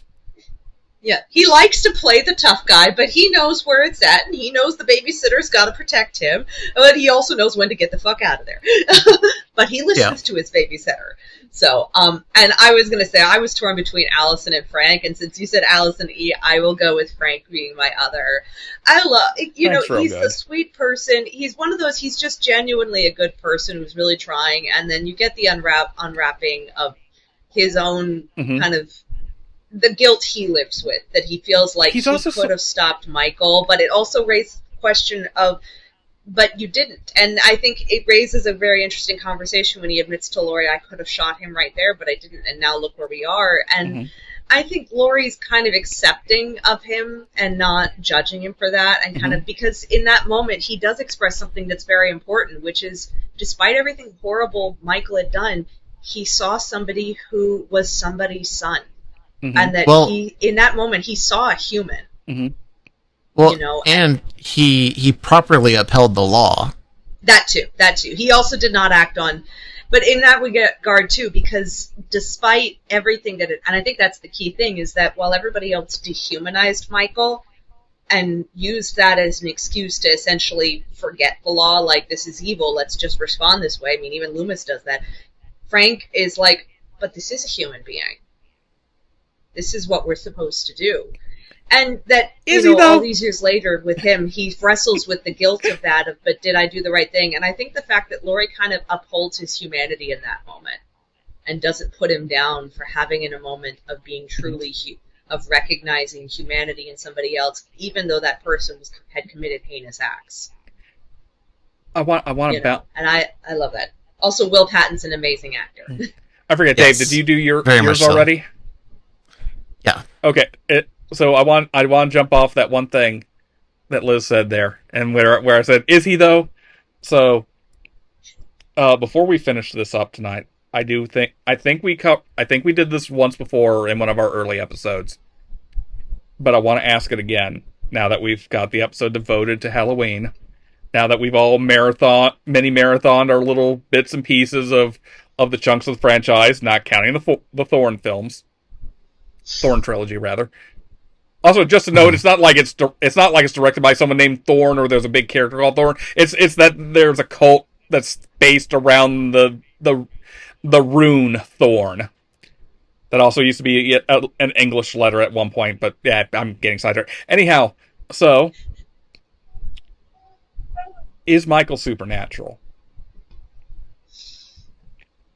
Because watching 6 films back to back to back, 1, 2, and the Green films, ain't no human does that. That man got shot 6 times in the chest. In one continuity, in one night, he gets shot 11 fucking times dead on in the trunk of the body and keeps on ticking until he finally gets exploded by a fuel tank fire going off. He is beaten, stabbed, and what the fuck over the course of another night in the Gordon Green continuity. Plus the 6 bullets he's already packing in him from 1978, because that's still canon to those. Aside from 2, so it's only 6 bullets in that case. So it's like, that man ain't being powered by normal mortal means anymore. Adrenaline won't get you that far. And also, like, he very clearly seems to literally feed off of killing. Like, there is some super... Like, when Corey deals the death blow to asshole Doug there, he perks up. And in a way that feels less like a psychological response and more like a nourishment. Mm-hmm. I'll let you two have at it now. Well, I would say on a sure. I would say on a practical end, there's no way there's no way a human being over the course of any of that time, I mean, if you even consider just like the first Halloween with the David Gordon Green, it's like, there's no way he could be coming back from that shit without any kind of medical intervention. And especially within the David Gordon Green films, there is no medical intervention for Michael, so him should be dead. He should be very dead. I mean, not to mention he also gets stabbed in the back. He should not survive that.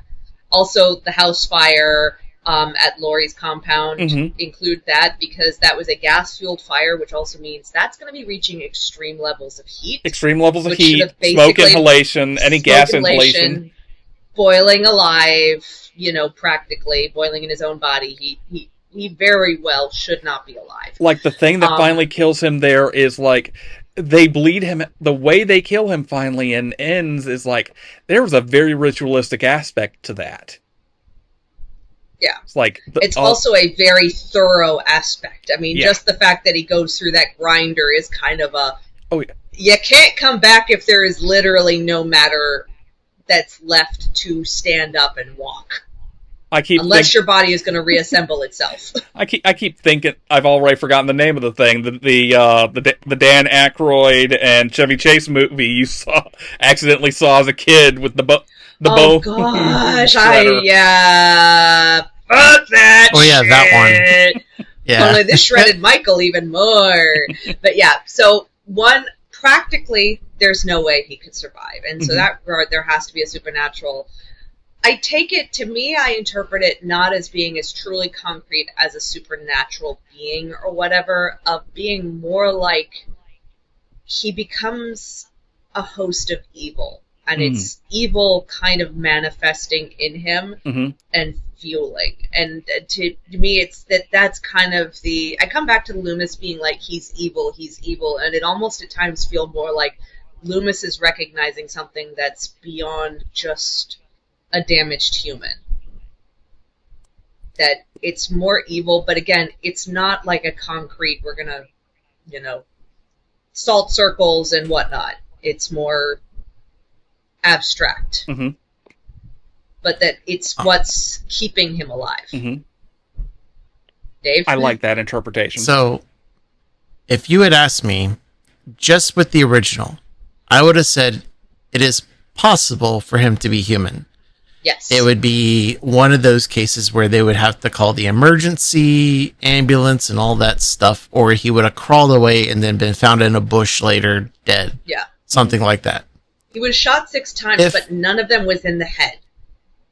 If you had asked me in regards to the 2018 film, the first one, I would have also potentially said yes, because there could be an argument that, yeah, he got shot 6 times, but maybe they got him to the hospital in time, got the bullets out, were able to patch him up, and then put him away, right?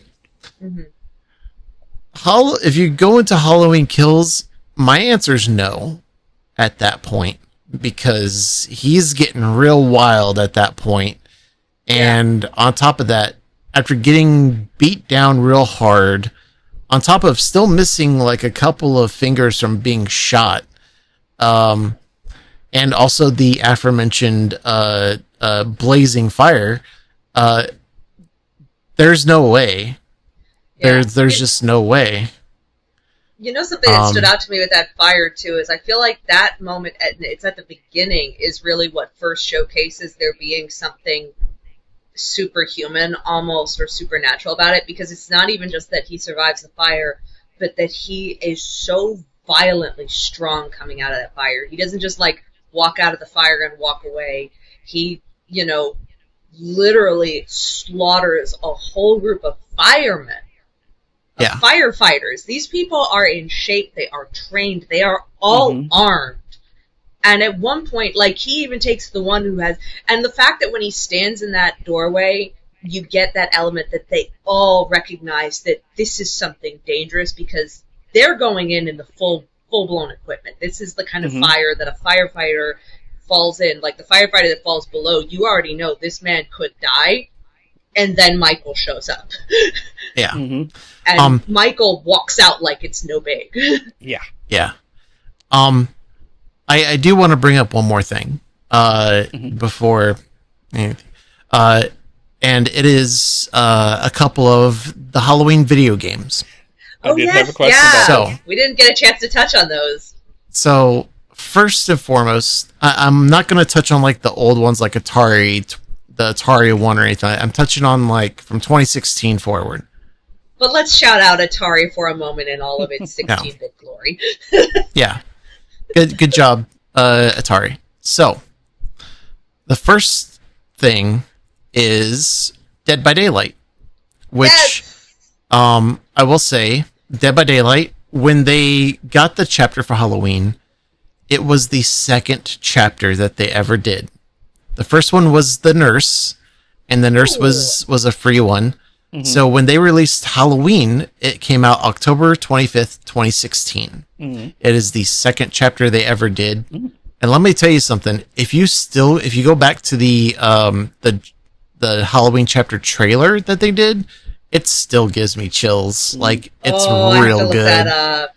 I mean, it was also their first licensed character chapter. Yes, it's their very first licensed character. It was their first foray into having licensed characters in the Halloween or the Horror Hall of Fame. Which is a real big risk that was taken by everybody all around, because when it was first made, Dead by Daylight was supposed to be just like hide and seek and like it's easy to kill people you catch and stuff like that. But then they evolved it. And there were some really great builds and stuff like that that came from the chapter, which I'm just going to touch on, because the shape has changed significantly in how he operates now. I don't know that way because I haven't played Dead by Daylight in a long time. So when I speak, it's speaking from old Myers. One of the things is you could put on an add-on that lets you, when you get to tier 3 of stalking, basically stalking a lot, where you're just like staring at people and it charges up a meter, and once it gets to max, you've hit the tier. It lets you auto kill people, and there's an achievement for auto killing 4 people.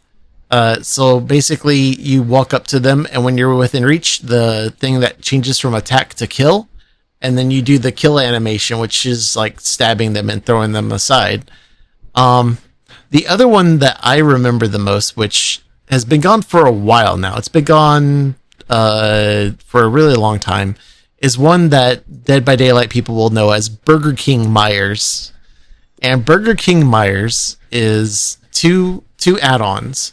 One which keeps him in tier 1, which is the lowest one, so like you can't like get to like 4.6 meters per second, which is the average killer speed.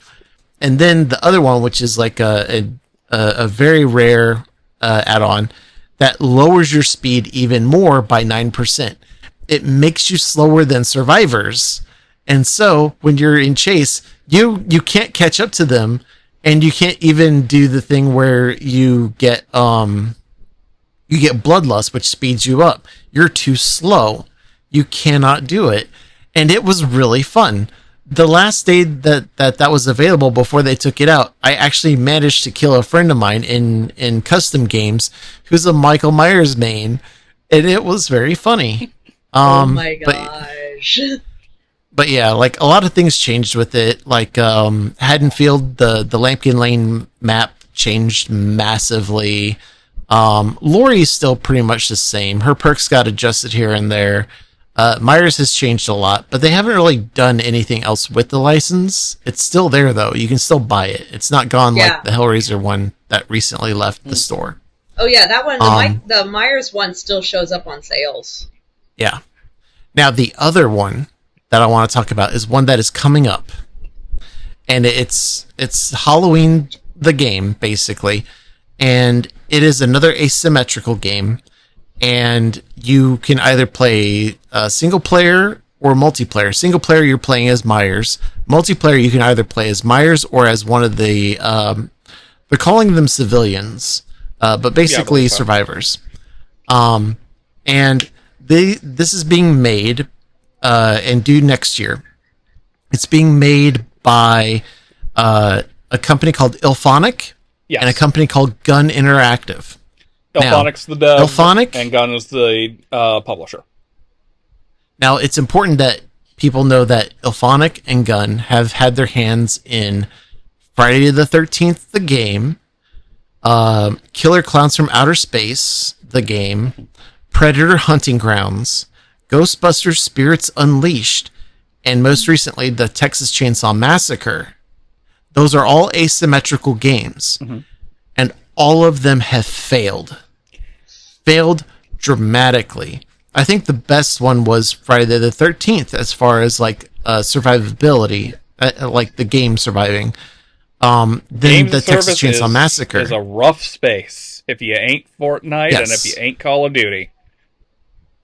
But the thing is that the development teams kind of did that to themselves. The most primary example of that people could find the most info on would be the Texas Chainsaw Massacre, which only had like 2 years of life, and everything that occurred with it just was almost all on the devs. So with the Halloween game, I don't trust it. Even though John Carpenter is also working with them to make sure that it's like not terrible, I don't trust them. I just don't. Well, and it's like with And- John Carpenter on it, it may be good in certain regards, but the devs have proven so far that they're not going to be reliable. Yeah, both devs have a track record of suboptimal products. And I'm not even comparing them to Dead by Daylight, which is like the most successful asymmetrical game that's out there. That's ever been out there. There's been many contenders, some that could have held up if not for, funny enough, the game devs of those individual games. It's the same here. And I don't know why they keep trying, other than I'm not accusing them of fleecing audience members. I'm going to say, look at their track record and really think about where your money is going. Yep. That's what I'm going to say. Just why I don't feel bad with that I have Friday the 13th, but I think it's because it was like $3 on Steam when I bought it. So I was like, well, that's not a loss. But if you want Michael Myers gameplay, your best bet is Dead by Daylight, which I would hesitate to buy that game as well, but that's a different conversation. Yeah. It's not for lack of the game itself being fun. Is some of the weirdly enough chapters. I also blamed the devs and stuff like that for that, but it's a different discussion. Okay. Yeah. I have completed my row about the video games that are tied to Halloween. Yeah. For the most part. So you're looking forward to not shape nearly jumping. as many as I would have thought. Is what you're telling me, Dave. What? You're looking forward to doing some shape jumping.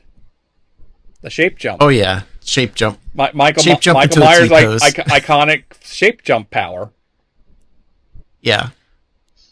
It's very silly. All right. So that, though, I think we've... Okay, excuse me. The dog is getting... Can't see. I think we've covered Halloween. The potato is... Okay, I'm going to push the table back for a moment. So that's the light. Okay, potato. And we're going to... Seamus, please attempt don't to knock bring the over the potato laptop. Oh no! Oh no! You know, that's... I shouldn't have said anything! For you That audio is- listeners out there, Liz's camera and feed just cut. Oh dear! That is so funny. Oh, wow. Well, folks. So where do we go from here? Oh, something just changed. Yeah, she's she has officially she's fully DC'd. disappeared. Well, folks. Maybe she'll hop back in. You know what, folks? We're going to cut to one last break real quick while we fix this technical difficulty, and then we'll see y'all out of here till next time. What do you say? That's right. All right. Quick ad. Here it goes. There'll be something here. Hey, Voidwalkers, it's your editor, E here, with an important message. Yes, an important message. About raccoon dogs. Did you know that raccoon dogs, Tanaki, are quite possibly one of the most adorable animals to grace the earth? That's right! With their cute sniffers, their adorable masks, and fluffy fur, the Tanaki is perhaps one of the cutest animals to exist on our beautiful planet. And, for the Japanese raccoon dog, they come in two subspecies. The Hondo Tanaki, found throughout most of Honshu, and the Eizo Tanaki, found in the colder climes of Hokkaido. And now you know just a little more about raccoon dogs. Have a good day, and enjoy the rest of the show.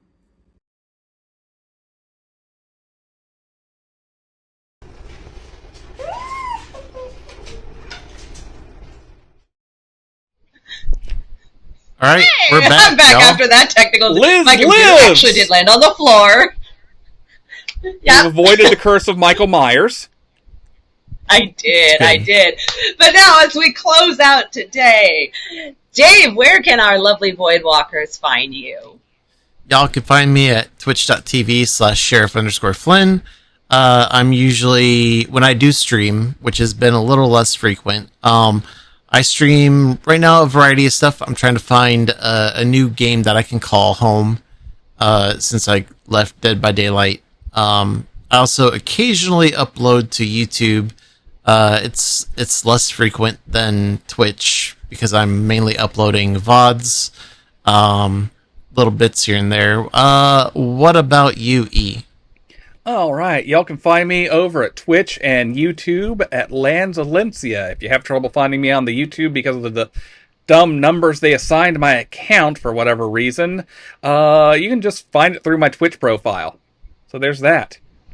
And so normally I'm as of time of recording, I've been a little light on streams lately because I caught something this past week and have been recuperating from that. But by the time you're listening to this, you'll likely have seen, well, I'm hoping you're watching anyway, I'll have been doing my Halloween Scary Games month. Some of them not too scary, but hopefully I'll have lived up to this by the time we get there. Games like the Ghostbusters game, the remaster from the old 360 one, not the one that Dave was talking about before the break happened. Dead Space 2, Castlevania, or not Dead Space 2, Liz just played Dead Space 2, Dead Space Remake, rather. Castlevania Lament of Innocence, and I forget what the fourth game is off the top of my head now. Fuck. Anyway. Well, they just have to go to your stream to find out. Yes. So, we'll see if I can fit all four of those in a month. It's something. I'll figure it out eventually. That or I'll just slot Silent Hill F in there somehow, hopefully. What about you, Liz? Where can folks find you? Oh, right, folks. You can find me on Twitch as well. Lady Hyacinth 57. That's Lady Hyacinth as in the flower, 57. Also on YouTube on the same handle, though not much is over there right now, or at least not up as much is over there publicly right now, as I am migrating VODs over there. So I do a lot of Resident Evil playing because September was, that's the month Raccoon City got taken over. So we've been doing some Resident Evil, Code Veronica, old school stuff. E has made some guest appearances as added commentator. Dave, I still expect you to join in as added commentary so we can talk about Shock Collar Steve. Yeah. And then I don't know what's next. I don't know. Maybe we'll do something more old school, or I'll do a replay of something. Who knows? But you can find me there. You got the wonderful world of PS2 opened up to you now. Sorry, I'm treading on your toes. You're good. As well, folks, now outside of mine, folks, we love to hear from you. So remember to follow, subscribe, leave a comment, rate and review. And also, if you have want to talk to us a little bit further, folks, we do have an email address. It is theconfabulators@gmail.com, right? Yes, theconfabulators@gmail.com. So feel free to email us. Tell us tell us what your favorite Halloween movie was and why. Or if you disagreed with anything we said here, just don't be rude. Yep. Because you'll probably be ignored. So, as well, we are also as a unit on Twitch we are the Confabulation Station on Twitch. So what's it? Twitch.tv/Confabulation Station. Am I right here? I can never remember. Yes. Dave? We are the Confabulation Station. I was going to say, please validate me in this moment. Remember, if it helps, it will always be up on the screen. See? I know, but it doesn't help help if I tell them pointing. I'm a Taniki. I was going to say, I want to make sure I'm saying the same thing ideally. So, check the screen, y'all. Check the screen. Yep. Other way. There you go. Your point. No. Yep. I'm just there you go. Camera right. Anyway. So. Oh, dear. Liz, you are in the closet. You are in the closet. Folks, thank you for being here. We appreciate y'all. Yep. By the way, Dave, I'm Dave. What should they do if they've never heard of a confabulator? That's a very good question. Follow the sounds of ding, ding, ding piano and see where it takes you. You might find out from that. Here it goes. All right. Anyways, though, folks, I'm Liz. I'm Dave. And I'm E. And shout out to our amazing editor, E. And until next time, we will see you Voidwalkers later. Peace out. Bye.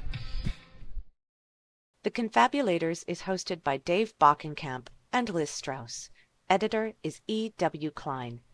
Theme music, Oh Heavens, is by Cassidy B., composer and artist.